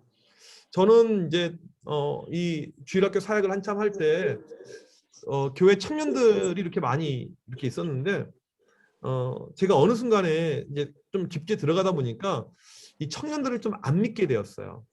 그러니까 뭐 조금 더 확장해서 이야기하자면 저는 사람을 좀 잘 안 믿는 이런 그 모습이 제 안에 생겨나게 되었습니다. 왜 그러냐면 제가 이제 가르쳤던 친구들, 잘 훈련시키고 양육시켜서 리더십을 발휘하고 있는 참 믿음의 친구들 가운데 임신하는 케이스가 여러 번 있었어요. 임신이요, 임신. 정말 충격이었습니다. 근데 교회가 워낙 크다 보니까 아무도 몰라요, 임신한 거요. 본인 당사자 말고는 아무도 몰랐어요. 누구에게 오픈하지도 않았고요. 엄청나게 충격을 받았어요. 또 한 번은 학생 한 명이 이야기해 줬는데 자기 반 선생님이 술을 마시는 모습을 봤다는 거예요. 근데 이런 모습들, 제가 이것을 보면서 느꼈던 것이 무엇이냐면 사람은 겉에 보이는 것이 전부가 아니구나. 정말 훈련받는 것이 정말 중요하구나. 저희 교회 이제 얼마 전에 직분자 이렇게 선출을 했는데요. 보통 교회들 보게 되면 직분자 선출할 때 투표를 하잖아요. 근데 보이지 않게끔 이게 인기 투표예요. 교인들 안 해요. 교회에서 인지도 있는 사람, 될 만한 사람. 이것을요, 믿음의 기준을 가지고 만들어 놓는 것이 아니고 그냥 자기들 임의대로 사사기 말씀에 의하면 자기의 소견대로 이렇게 만들어 놓은 경우가 많이 있습니다. 저희 교회는 양육받지 않은 사람은 이렇게 안 되는 걸로 이렇게 이야기를 했습니다. 반발이 상당히 심했어요. 아직도 제가 그 반발의 어떤 그 가운데 좀 이렇게 있는데 참 이게 쉽지는 않아요. 제가 왜 이렇게 지금 말씀을 하고 있냐면 사람의 이 성장, 영적인 성장은요 그냥 절대로 이루어지지 않습니다. 예배 한 번 드린다고 해서 영적인 성장이 이루어지지 않아요. 끊임없이 내 안에 무엇인가 인풋을 넣어야 됩니다. 영적인 훈련이 내 안에 있어야지 이게 성장을 해요. 제가 이제 청소년 사역 한참 할 때요, 아이들 양육을 시켜요. 제자 훈련을요. 토요일 날, 주일 날 뭐 해가지고 하는데 교회가 크다 보니까 양육에 들어온 애들이 한 150명 해가지고 뭐 클래스만 한 200개 정도 클래스, 20개 정도 클래스가 되었어요. 그러니까 주일 날 분막 공부, 주일 날 이거랑 별개로 토요일 날 또 주일 날 뭐 새벽에 이런 클래스들이 이렇게 있었어요. 이 아이들 어렸을 때부터 매일 기도 훈련, 매일 말씀 훈련, 매일 큐티 훈련, 매일 암송 훈련 하게 되면요 아이들이 변화됩니다. 그냥 예배드려서는 안 변화돼요. 이 훈련을 시키면 사람이 달라지게 돼요. 저희 교회 양육반 이렇게 쭉 1년 6개월 시켜봤더니 엄청난 변화가 일어났어요. 제가 깜짝 놀랐던 것은 무엇이냐면 우리 안수 집사님 가운데 한 분이 참 엘리트이고 뛰어나신 분인데 하나님의 말씀이 우리에게 구원을 주시는 능력이라는 사실을 집사님 언제 깨달으셨습니까? 이번 양육반 받으면서 처음으로 깨달았대요. 그 질문 자체를 살면서 받아본 적이 없었다는 거예요. 제가 양육할 때 어디서부터 다루냐면요. 구원부터 다룹니다. 구원의 확신이 있습니까? 구원의 삶을 살고 있습니까? 하나씩 하나씩 정말 깊이 들어가요. 그런 가운데 이분이 완전히 달라졌어요. 그리고는 매일 지금은 집이 가까운 거리도 아닌데 새벽 예배 나오고요. 정말 얼마나 헌신하면서 충성하면서 이렇게 일하는 분으로 달라졌는지 모릅니다. 그래서 본인이 50 인생을 넘게 살아왔지만 자기는 최근 한 2년 사이에 믿은 것이 진짜 믿음이라고 그렇게 이야기를 해요. 이게 양육의 파워예요. 저는 아이들의 이런 변화의 모습을 보면서 참 많은 것을 제가 깨달았습니다. 이 아이들이 어느 정도까지 기도와 말씀, 이 양육이 들어가니까 달라지냐면요. 이제 수련회를 하는데 뭐 제가 있었던 교회는 이제 꽤 큰 교회입니다. 애들이 몇백 명 이렇게 수련회 참석하는 이런 교회인데 양육받았던 아이들이 이제 제법 많거든요. 100명이 넘고 뭐 200명 이렇게 되니까 이 아이들은 늘 하나님을 향한 갈망, 열망이 상당히 커요. 그래서 수련회 때가 되게 되면 7시에 게이트가 열리게 되는데 6시 반부터 보통 웨이팅 애들이 줄을 서고 있는 가운데 이 아이들이 이 로비에서 또 밖에서 기도합니다. 애들이 손을 잡고 기도해요. 그 기도하는 인원이 100명, 200명이에요. 하나님 이 밤에 우리에게 은혜를 주옵소서. 은혜 아니면 우리가 살 수가 없습니다. 애들이 정말 간절히 기도해요. 이미 집회하기 전에요. 이미 끝난 거예요. 이 수련은요. 그 모습을 강사분들이 보면서 엄청난 도전을 받습니다. 이런 아이들이 다 있구나. 정말 세상에 감당할 수 없는 이런 훌륭한 아이들이 있구나. 여러분 이런 그림이 어떻게 가능하냐면요. 양육이 들어가니까 가능한 것입니다. 그래서 우리에게 필요한 것은요. 기도와 말씀이 기본이 된 이런 영적인 양육들, 이것 내 안에 있는 영적인 인풋이 있을 때 내가 성장하게 되고요. 내가 달라지게 되는 것입니다. 이것이 없이는요. 성장하기가 어렵습니다. 세 번째로는요.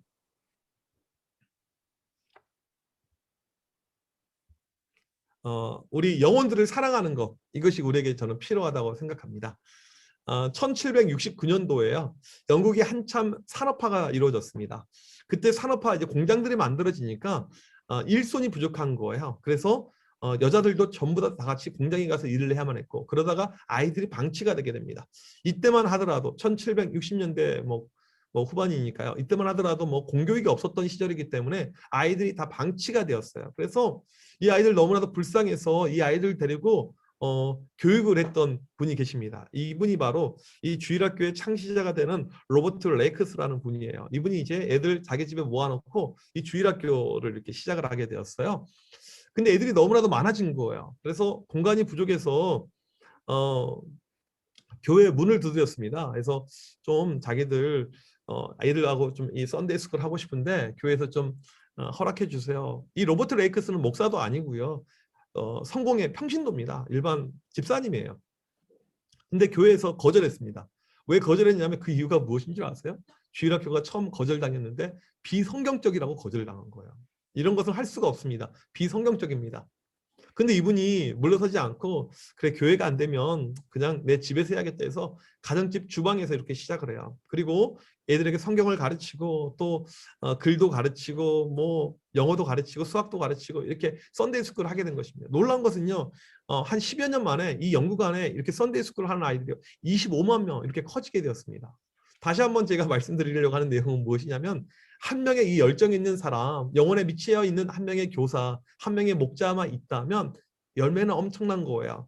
우리는 다 알고 있잖아요. 미국의 유명한 무디, 여러분 무디 목사님 다 아시죠?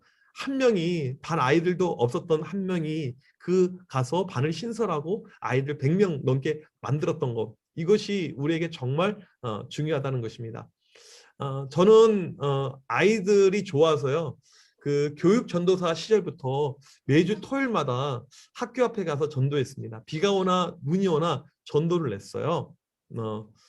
제가 참 줌으로 강의할 때마다 항상 느끼는 거지만 제가 혼자 떠들고 있어가지고 여러분들이 듣고 있는지 안 듣고 있는지 저를 싫어하는지 좋아하는지를 알 수가 없어요. 그래서 강의가 제가 밖에서 2시간 한 것이요. 주문하게 되면 한 1시간 안에서 끝나버려요. 왜냐하면 저도 그냥 하다 보면 다 까먹고 이렇게 이야기를 하니까요. 제가 질문 하나 할게요.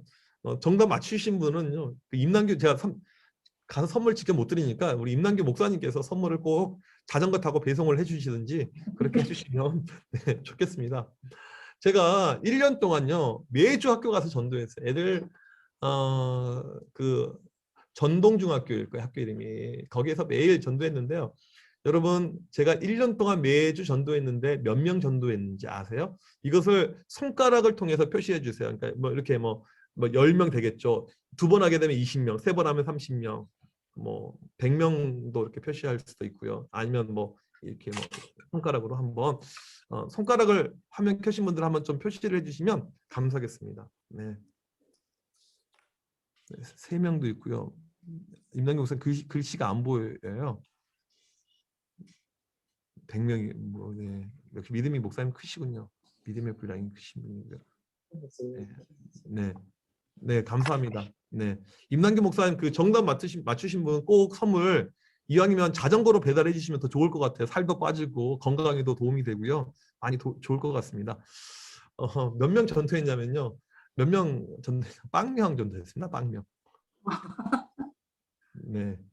목사님 돈 아끼실 수 있으실 것 같죠? 네, 빵명. 네. 근데 여러분 제가 이제 이 말씀 드리려고 그래요. 하나님의 일하심에 공짜란 것이 없더라고요. 공짜란 것. 그러니까 그 전동중학교 애들 그렇게 열심히 1년 동안 전도했는데 한 명도 안 왔어요. 진짜로. 제가 1대1로 애들 만나고 뭐 구원 제시도 하고 뭐 얘들 전화번호 적어가 별거. 그러면 이 전도가 실패한 것인가? 절대 아니란 거예요. 그 전도가 시작이 된 날부터요. 하나님께서 아이들을 보내주기 시작했습니다. 전동중학교 애들은 오지 않았는데 전동 여중 애들이 오고요. 옆에 있는 다른 애들이 오게 되고 계속해서 애들 보내주셨어요. 그런 마음이 들어요. 지금 와서 보니까요. 하나님께서 제 마음을 아셨던 것 같아요. 아, 네가 아이들 좋아하구나. 네가 아이들 사랑하구나. 그러니까 내가 너에게 필요한 아이들 보내줄게. 그러셨던 것 같아요. 사랑하면요. 이렇게 나가게 되는 거죠. 제가 미국 유학 시절에 그때도 아이들 데리고 한 달에 한 번씩 노방전도를 나갔어요. 미국에서요. 처음에 미국 큰 어떤 몰에 가서 이렇게 앞에서 전도하는데 쫓겨났어요. 저는 알고 있었습니다. 나가면 쫓겨나는 거, 이 앞에서 하게 되면요. 당연히 그 게이트 지키는 분이 싫어하죠. 이들에게 가르침을 주기를 원했습니다. 영혼을 구하는 일이 얼마나 귀하고 소중하고 세상 사람들은 이것을 알지 못하고 있고 우리가 가진 예수 그리스도가 얼마나 귀한 분인지 이것을 좀 가르쳐주고 싶었어요. 그리고 이제 쫓겨난 다음에 그 다음에 어디로 갔냐면 이 멕시칸들, 이 스페인어스는 좀 못 사는 사람들이 많죠. 멕시칸 마켓으로 갔어요. 거기는 안 쫓아내요. 그거 알죠. 그리고는 거기서 애들에게 스페인어 좀 이제 교육을 시켜가지고 제가 스페인어 딱 한마디 할 줄 알아요. 에르스티 크리스티아노에서 당신은 크리스찬입니까? 그래서 이렇게 애들에게 매달 이렇게 노방전도를 했던 그 기억이 납니다. 저는 아이들이 좋아서 전도하러 갔어요. 이 코로나 전국에도 실은 지난주에 저희 교회 전도 집회를 했어요. 좀 약간 비정상이라고 볼 수도 있을 것입니다.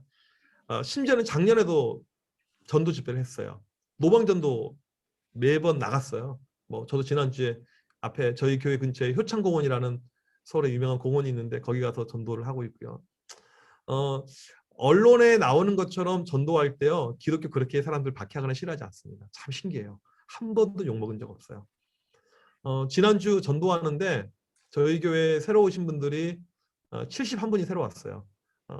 전도 안 될 걸로 생각했는데 참 놀랍게도 하나님께서 보내주시더라고요. 뭐 지금 저희 교회 안에 일어나는 뭐 많은 어떤 변화들 보게 되면 뭐 작년에 어렵고 힘들었지만 참 이게 뭐 교회 자랑이 된 것 같아서 조금 미안한 마음이 이렇게 있지만 저희 교회가 좀 공간이 넓어요.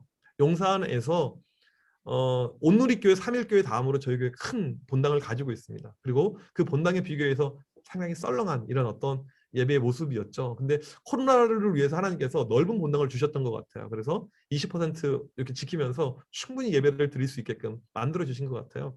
그래서 청년들에 대한 많은 이런 열정을 가지고 열심히 전도하고 이렇게 했는데 지난주에 청년부가 100명을 돌파를 했어요.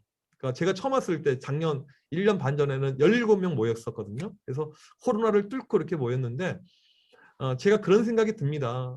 우리 가운데 영혼을 사랑하는 이런 마음이 있으면 코로나임에도 불구하고 하나님의 일하시면 반드시 있다는 거죠. 그러니까 싱가포르 상황하고 한국 상황을 동일시할 수는 없어요.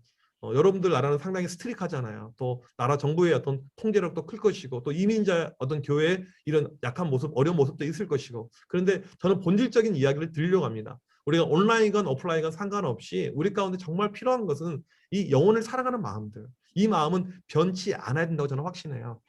제가 우리 교인들에게 항상 했던 이야기가 이거예요. 왜 이 시국에 전도합니까? 왜 이 시국에 전도 집회합니까? 라고 누군가가 저에게 질문한다면 저는 이렇게 이야기를 할 거라고 했어요.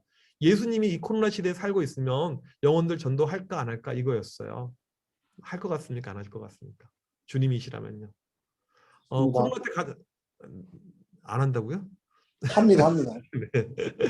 네, 코로나 시대 때 제가 가장 가슴 아팠던 것은 무엇이었냐면요. 교회들이 너무나도 움츠러드는 거예요. 한국은 특별히 언론의 포화를 교회가 많이 맞았어요. 좀 이게 억울한 면도 상당히 많이 있어요. 실은요. 너무너무 막 속상했어요. 목사로서요. 근데 진짜 속상한 것은 무엇이냐면 이때 교회가 전도가 이루어지지 않고 있기 때문에 누군가가 죽게 됐을 때 그 영혼에 대한 책임은 누가 져야 되나 이거였습니다. 이게 너무나도 가슴 아픈 거예요. 그래서 저는 전도할 수밖에 없었고 때를 얻든지 못 얻든지 나가서 전도지를 돌리고 사람들을 만나고 했었던 것이죠. 우리에게 필요한 것은요. 영혼 사랑에 대한 마음입니다. 이것은요. 정말 코로나 시국에도 우리가 반드시 필요한 거예요. 영혼이 있는 곳으로 가야 되는 것이죠. 저는 예전에 청소년 사역할 때 학교 사역을 이렇게 오랫동안 했어요. 학교 사역을 제가 하게 되었던 어떤 동기가 있습니다.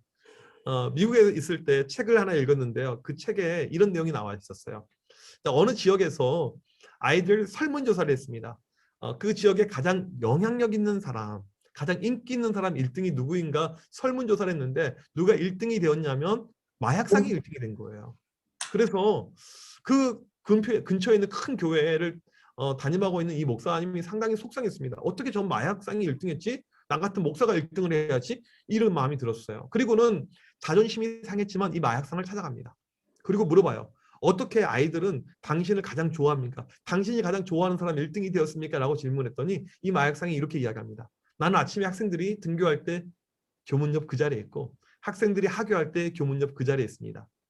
나는 소풍 가면 애들 따라갑니다. 당신 목사들은 교회만 있지 않습니까? 이 질문, 이 내용이었어요. 그 내용이 제가 학교 사역하고 아이들을 만나게 된 정말 결정적인 이유였습니다. 또한 저는 지금도 교인들 대면 신방을 해요. 대신에 마스크 철두철미하게 하고요. 뭐 음료수 하나도 마시지 않고 이렇게 대면 신방을 하는데 제가 대면 신방을 하는 이유가 있습니다.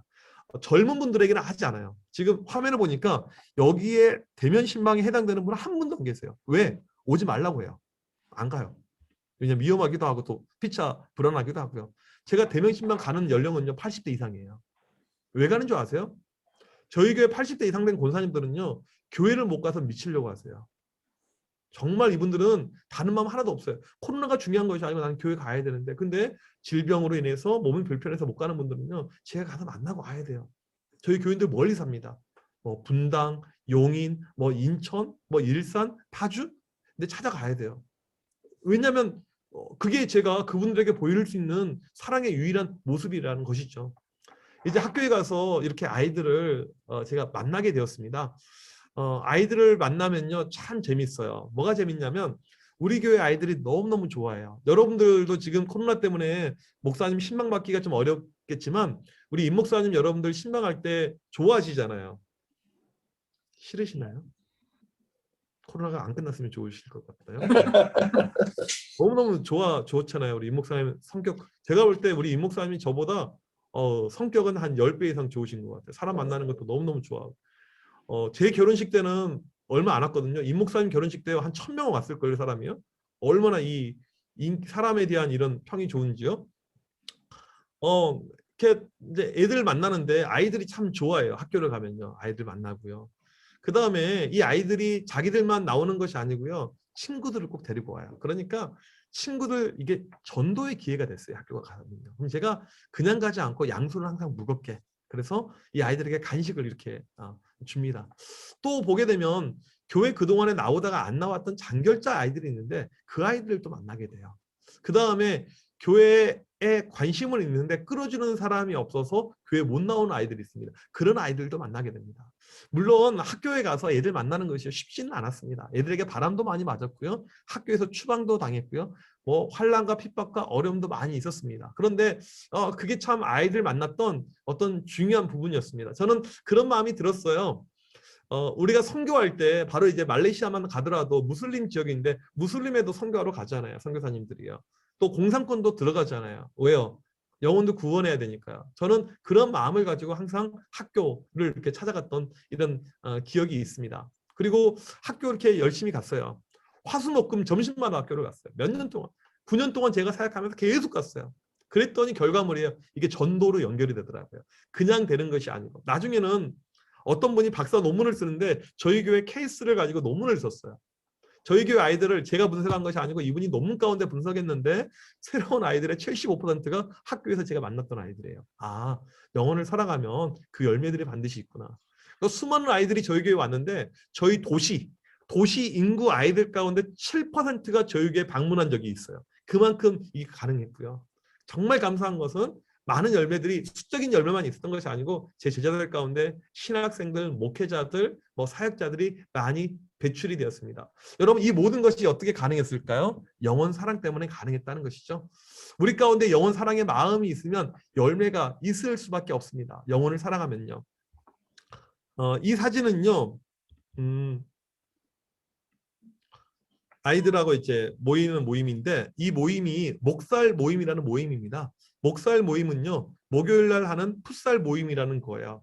여러분 사진 속에 있는 아이들의 얼굴 한번 자세히 보세요. 이 아이들 가운데 공부를 잘하거나 이 아이들 가운데 모범생이나 이런 애는 한 명도 없습니다.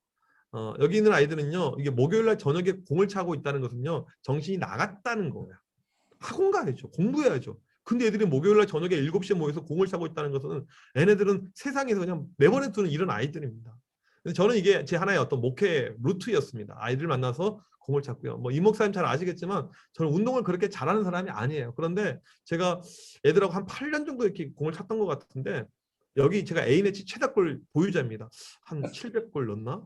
왜냐하면 제가 골을 넣지 않으면 경기가 안 끝나요. 그러니까 무조건 애들이 저한테 패스해가지고 공을 넣었던 이런 어떤 기억이 납니다. 이제 이런 어떤 모임을 가졌던 이유 중에 하나가 아이들 좋아하니까 자꾸 이런 어떤 만남의 어떤 장이 만들어진 거잖아요. 이 모임을 만들었던 초창기 멤버가 있습니다.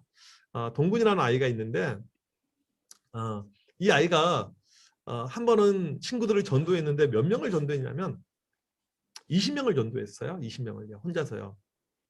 전혀 놀라지 않으시네요. 네. 200명 이렇게 전도해야지 놀라실 텐데. 전도를 했어요. 그래서 물어봤어요. 동군아, 너 어떻게 전도했니? 물어봤더니 목사님 아니에요. 아무 말도 안 해요. 좀 이야기 좀 해줘. 비법 좀 가르쳐 줘 했더니 그냥 딱 한마디 했대요. 뭐라고 했는데 했더니 안 나오면 뒤져 한마디 했다는 거예요. 얘가 이제 일진이거든요. 일진이요. 일진. 아주 일진인데 그냥 일진이 아니고 일장이에요. 학교에서 아주 잘 나가.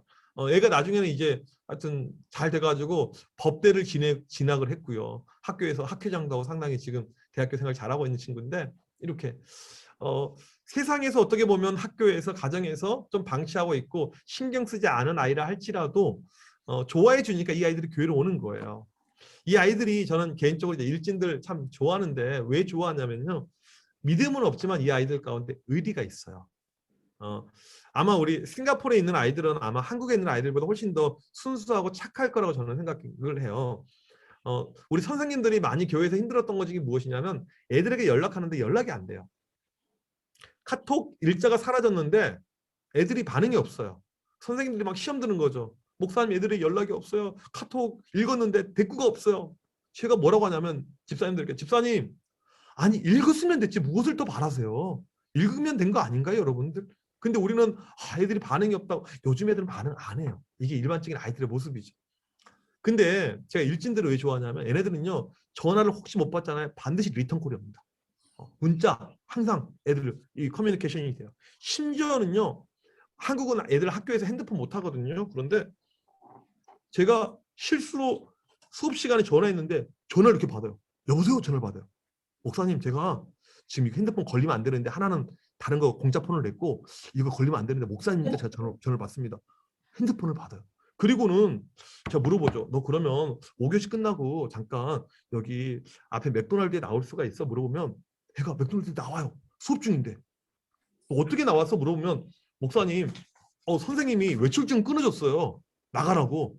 그러니까 학교에서도 애가 없는 게 좋은 거죠. 그러니까 이렇게 애들이 오피셜로 이렇게 나와서 이게 얘네들 일진들이에요. 의리가 있어요. 우리 이제 일반적인 아이들은 시험 기간 되면 교회 안 나온다 이러는데 얘네들은 시험 기간 되면 할 것이 없어가지고 교회만 놀러 와요. 더 부흥이 돼요. 그러니까 제 입장에서 얼마나 얘네가 좋아요. 아까 사진에 나왔던 애 가운데 한 명은 중학교 1학년짜리인데 애도 일진이에요. 저랑 같이 야구장에 갔습니다. 야구를 한참 보는데요. 애가 야구에 집중하지 않고 다른 거에 집중을 하고 있어요. 무엇을 보나 봤더니 치어리더를 보고 있는 거예요. 거기에 완전히 빠져 있어요. 제가 이제 오는 길에 길목에서 물어봤어요. 너 치어리더가 그렇게 좋냐고. 너무너무 자기가 오늘 행복했대. 인생 살면서 가장 행복했대요. 이 치어리더를 보면서요. 다음 주에 12명 전도해 오면 내가 치어리더 앞자리 끊어줄게. 바로 12명을 전도해 왔어요. 순종이 제사보다 낫고. 이게 일진들의 모습입니다. 이뻐하지 않을 수가 없죠. 이제 목사가 이렇게 일진들 이런 애들 좋아하니까 이런 애들이 교회에 넘쳐나요. 물론 이제 또 다른 스토리이긴 하지만 일반 아이들은 싫어해요. 부모님들도 싫어합니다. 그런데 저는 영혼들 사랑하니까 뭐 그렇게 제가 할 수는 없죠. 애들 다 제가 품죠. 근데 저희들 이제 중학교 3학년 아이들 가운데 일진들이 12명이 있었습니다. 중학교 3학년이에요. 그러면 교회에서 이 아이들을 일진, 양아치 이런 호칭을 쓰기는 참 입이 부끄럽잖아요. 그래서 새로운 호칭을 만들었어요. 그 호칭의 이름이 이열이었습니다. 이정현의 12제자. 얼마나 이름이 좋아요. 중등부 수련회 갔더니 애들이 눈물을 흘리면서 찬양을 하고 있고 얼마나 은혜를 받았는지 감사했는데 그게 아니었고 애네가 앞에 애들 때려가지고 찬양 중에 주먹으로 한 대씩 때려가지고 애들 울고 있고 막 교회를 개판을 만들었어요. 이제 근데 이 중학생들 같은 경우에는요 또래 집단이 보통 어떻게 구성이 되어져 있냐면요 한 명의 탑 리더가 있고 밑에 11명이 만들어진 것이 아니고요 여러 가지 계파가 있습니다. 이 뭐 클루라고 하죠. 이런 것이 얘들을 만들어진 것이 이 중학생들의 어떤 일반적인 모습인데 그 중에 한 녀석이 유독 교회를 안 나오는 거예요. 계속 교회를 안 나와요. 그래서 저도 지지 않고 계속 연락했죠. 교회 와, 좋은 말 할 때 와, 너 가만히 안 놔둔다? 했더니 애가 저한테 주일날 이런 메시지를 보냈어요. 교회 좀 오라고 했더니 저한테 이 메시지를 보냈습니다. 네, 잘 읽어보시면 은혜가 많이 될 거라고 생각이 됩니다. 저희 교회에서 이런 거 보여주면요, 권사님들이 눈이 안 보여가지고 참 은혜를 쉽게 잘 받으세요. 이렇게 저한테 욕을 했어요. 중학교 3학년짜리가. 저는 살면서 이렇게 일진들에게 뭐 저보고 한 적은 한 번도 없습니다. 이걸 캡처해가지고요, 바로 SNS에 올렸어요. 그날 저녁이 되었습니다. 다른 쪽 계파이들에게 연락이 왔어요. 목사님 오늘 험한 일 당하셨다며요. 대책회의 좀 하시죠. 그런 거예요. 제가 애들 심리를 알죠. 자기들 모여 있는데 햄버거 사달라는 이야기예요. 그리고 갔습니다. 저희 동네에 일진들만 다니는 롯데리아가 있어요. 일반 어른들 거기 2층에 못 올라가요. 큰일 납니다. 저는 갈 수 있어요. 뭐 동네 아니면 저한테 90도로 인사하는 애들이 많이 있기 때문에 저는 항상 안전합니다. 다 갔어요. 애들이 이제 햄버거 하나씩 사줬더니 이 이야기를 해요. 목사님, 걔 이름이 성수인데 성수 묻어버릴까요? 성수 죽여버릴까요? 제가 아는 형님이 조폭 활동하는데 거기에 보낼까요? 뭐 이런 이야기를 하는데 제가 그 순간에 놀라운 비밀을 알게 되었습니다. 이 아이들이 속이 있구나. 어떻게 내 마음을 알고 있지? 제가 걔를 정말 죽이고 싶었는데 제 마음을 알고 있었던 거예요. 애들이 그렇게 좋은 제안을 할 때 제가 뭐라고 이야기했냐면 딱 한마디 했어요. 내가 성수를 패고 묻으면 성수가 달라질까라고 물어봤더니 애들이 아무 말도 못해요. 성수를 알거든요. 키는 조그만해요. 그 당시 1m 60이나 될까요? 작은 애인데 교장 앞에서 담배 피는 아이예요. 학교 들으면서 담배 피고 물고 들어오는 아이입니다. 어떠한 어른도 아웃 오브 컨트롤이에요. 애를 어떻게 막을 수가 없어요. 부모 뭐 아무도 안 됩니다. 누가 뭐라고 하면 때려. 같이 감옥 가자 이런 아이예요. 이제 시간이 좀 흘러갔습니다. 여름 수련회 때가 되었어요. 애들이 수련회를 또 참석을 했습니다. 저희 교회 아이들은 롤링 페이퍼를 써서 저한테 쭉 주는데 몇백 장 되는 것을 집에 가서 쭉 읽어봐요. 그런데 보니까 성수가 쓴 롤링 페이퍼가 있더라고요. 이게 어떤 거였냐면요. 화면이 지금 보이시나요? 공유는 안 됐습니다. 공유가 안 됐어요. 네.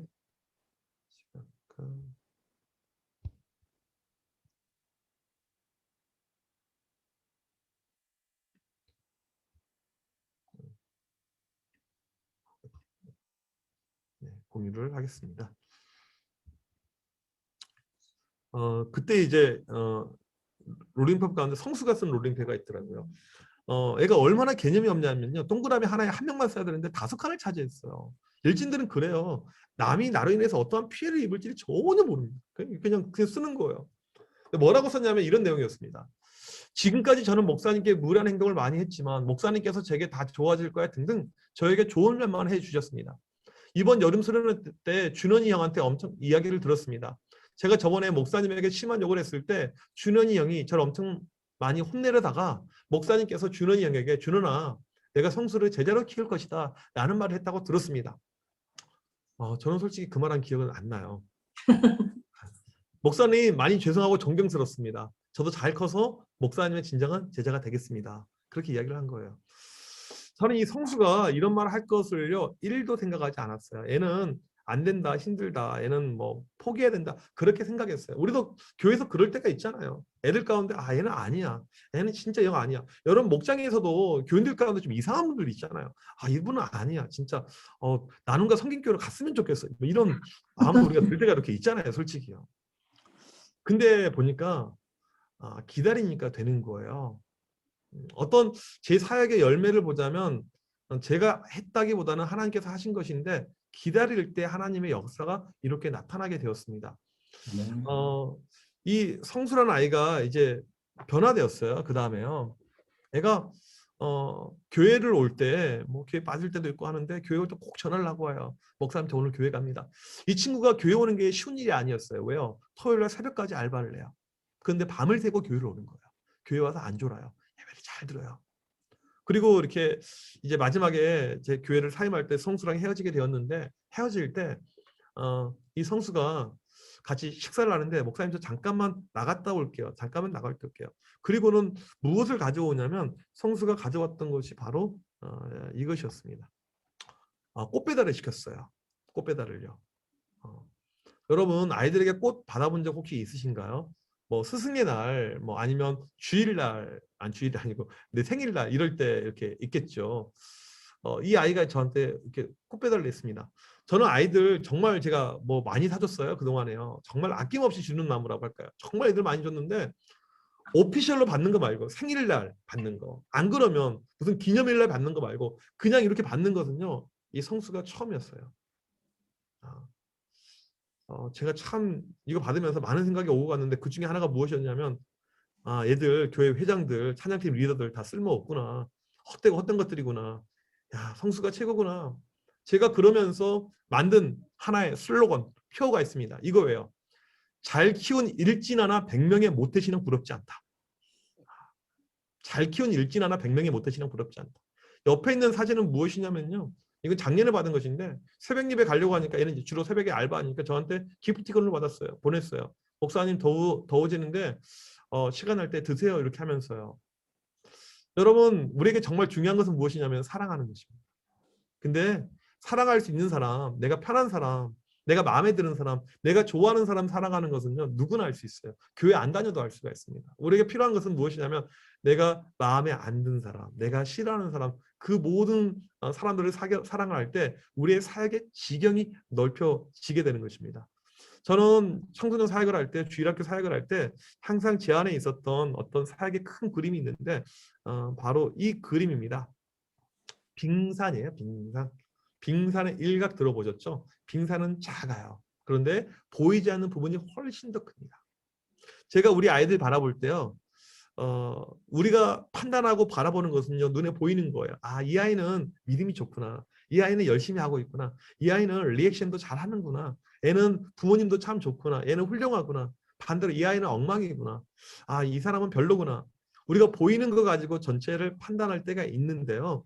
그래서는 안 된다는 것이죠. 보이지 않는 것이 훨씬 더 많다는 것입니다. 그리고 이 빙산은요, 보이지 않는 것들이 이 포텐셜 잠재력이 계속 올라오게 됩니다. 이 주일학교 사역이 그렇고요, 교회의 모든 모습이 그렇더라고요. 우리 가운데 끊임없이 누군가를 사랑하고 있으면 이것이 올라와요. 어느 순간에 변화되게 됩니다. 달라지게 됩니다. 저는 이 성수의 변화가 어떤 제 능력 가운데 나타났다고 생각하지 않아요. 성수를 전에 담임했던 그 선생님의 눈물, 그 전에 이 성수를 향했던 훈계를 했던 그 선생님의 어떤 노력들, 이것이 나타나게 되는 것이죠. 하나님의 일하심이에요. 우리가 오래 열심히 해가지고 바로 짜잔 나타나면 참 좋겠지만 그러지 않더라고요.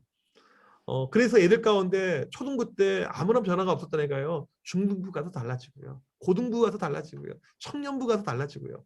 그러니까 우리는 이 영혼들을 사랑하면서 끝까지 기다리고 견디면 되는 것입니다.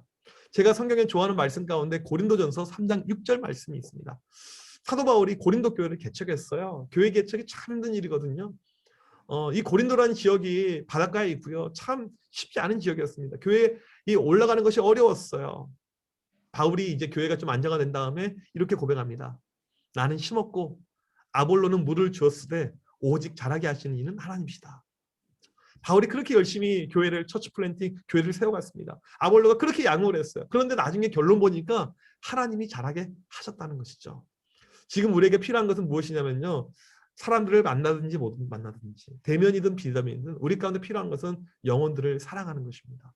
여러분 주변에 있는 목원들, 또한 우리 아이들 사랑하는 것이에요. 그러면 반드시 하나님의 때가 올 것이고요, 역사들, 열매가 일어나게 될 것입니다. 그런 열매를 체험하시는 우리 모두가 되시길 주님의 이름으로 축복합니다. 네. 네, 제 강의는 여기서 마치도록 하겠습니다. 혹시 우리 목장회나 또 교사들 중에 이게 또 교사에 초점이 맞춰져서 목사님들은 조금 멀게 느껴지시겠지만, 또 여러 가지로 목장을 운영하시면서 가르치는 이에 지혜가 필요하시거나, 또 선생님들 중에 지혜가 좀 있었으면 좋겠다 하는 것들, 구체적으로 우리 목사님 거의 30년 가까이 청소년 사역을 하시다 보니까 여러 가지 케이스들도 많이 알고 계시니까요. 혹시 궁금하시거나 이런 것도 있으시면 좀 나누는 시간, 또 질문하는 시간 가지면 어떨까요?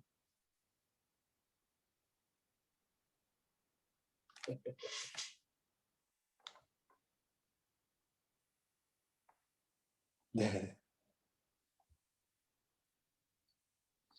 네, 질문이 없으시다는 거는 너무 잘 들었다라는 것 같으세요? 저 죄송한데, 네, 안녕하세요. 저는 초등부 사역하고 있고 저희 교회에서 청년부 전체 회장을 담당하고 있는 표한준이라고 합니다. 네. 안녕하세요, 목사님. 얘기 잘 들었습니다.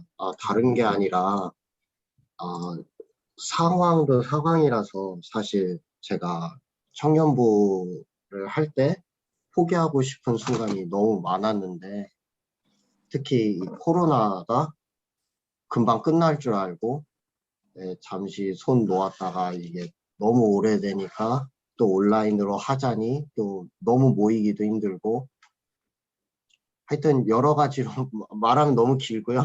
여러 가지로 청년부 핸들링 하는데 매번 포기하고 싶다라는 생각도 들고, 솔직히 말하자면 지금도 약간 마음이 많이 떠나 있는 상태예요. 왜냐하면 뭐 다른 청년들 어떻게 얘기할지 모르겠지만 저는 저로서는 최선을 다했다고 생각하는데, 이렇게 안 따라주니까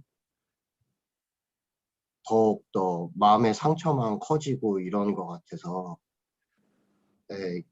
그런 지혜를 좀 얻고자 네. 이 지혜를 제가 드려야 되는 시간이군요. 네.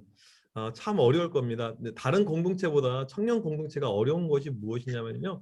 청년들은 정말 교제가 중요하거든요. 그러니까 이 교제라는 것은 비대면에서 교제가 안 만들어지거든요. 그러니까 줌 이런 것은 상당히 이제 한계가 많이 이렇게 있잖아요. 그래서 청년들 얼굴을 못 보고 있으니까 그 한계가 많이 이렇게 있을 텐데, 참 그 신기한 것은 무엇이냐면요. 우리가 비대면 때 못 만나고 있잖아요. 이제 저희 그 주변에 있는 어떤 이제 큰 대형 교회가 지금 그런 상황에 직면해 있는데, 무엇이냐면 분명히 코로나 상황이고 나라에서 모이지 말라고 하니까 못 모이고 있는 이런 상황이 있는데, 그 상황이 맞고 그 상황이 정당한 것인데 사람들은 나중에 결과만 가지고 판단하게 됩니다. 참 이게 야속해요. 그래서 그 교회 같은 경우도 청년들이 이제 그렇게 많이 몇천 명 모이다가 지금 못 모이고 있어요.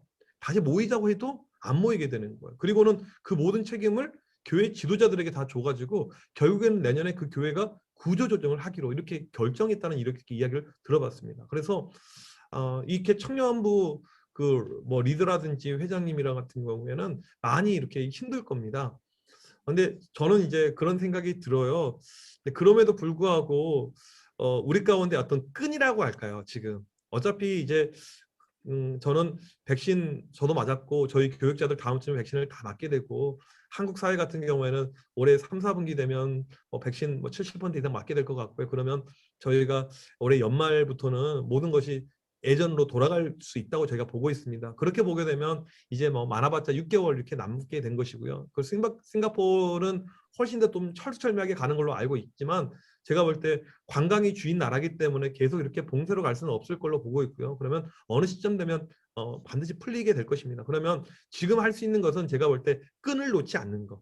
그러니까 사람들이 어떠한 반응을 보이든 말든 교제의 끈, 관계의 끈, 영적인 끈, 이 끈을 계속해서 붙잡기만 하는 것. 저는 우선은 이것이 최선이라고 생각을 해요. 잘 붙잡고 있으면 그러니까 놓치면 말지고요. 아까 포기하고 싶다고 했는데 그러시면 안 되고, 이 끈을 우선 잡고 있어야 돼요. 끝까지. 아무것도 하지 않더라도 그 끈만 우선 잡고 있고 조금만 버티면 다시, 마치 이스라엘 백성들이 시오니즘 예루살렘에 다시 모였을 그날이 온 것처럼 반드시 그때가 올 것이라고 생각이 되고요. 봉쇄가 풀리면 다시 우리 가운데 힘들었던 것은 많이 자연스럽게 해결이 될 거라고 생각이 됩니다. 그래서 지금 우선은 아무튼 힘들지만 어렵지만 그 끈만 한번 잘 잡고 가시면 좋겠습니다. 네, 감사합니다. 근데 솔직히 말씀드리자면 네. 포기하는 게 더 후련할 것 같다는. 그래서 안 돼요. 그래서 포기하지 마시고, 네, 포기는 그 김장할 때만 필요하고요. 나머지는 필요 없습니다. 그래서 네, 절대 포기하지 마시고 그냥 끝만 잡고 계세요. 끝만 잡고 계시면, 회장님이 끝만 잡고 계시면 반드시 또 하나님께서 그 끈을 통해서 일을 하시게 될 것입니다. 조금만 기다려 주시면 감사하겠습니다. 네, 알겠습니다. 감사합니다. 네. 표한준 선생님은 유초동부에서 찬양율동 담당입니다. 그러시고 율동 잘하게 보이시네요. 네. 제가 제일 어려서 그렇게 하게 됐어요. 잘하지는 않는데 아이들은 좋아합니다. 네. 잘해요. BTS 못지않게. 예. 훌륭하십니다. 네. BTS 닮은 것 같습니다. 네. 다른 분들 혹시 또 뭐 나누실 거나 뭐 궁금하신 거나 이런 것도 있으신지요? 목장에서도 괜찮으세요? 목장 이야기도 괜찮으시고요. 여러 가지로. 네, 저희 교회도 목장하고 있습니다. 지금. 이정현 목사님 저희 교회 여러 번 오셨어요. 수요 예배 때 한번 오셔서 강의도 하셨고 작년 9월에 당신의 가정은 안전한가라는 제목으로 또 강의해 주셨고 그래서 여러 번 오셨긴 했는데요. 그렇습니다. 네, 우리 목사님 수고해 주셔서 감사하고요. 교회가 청암교회, 이 청암교회가 역사도 100년이 넘으셨죠?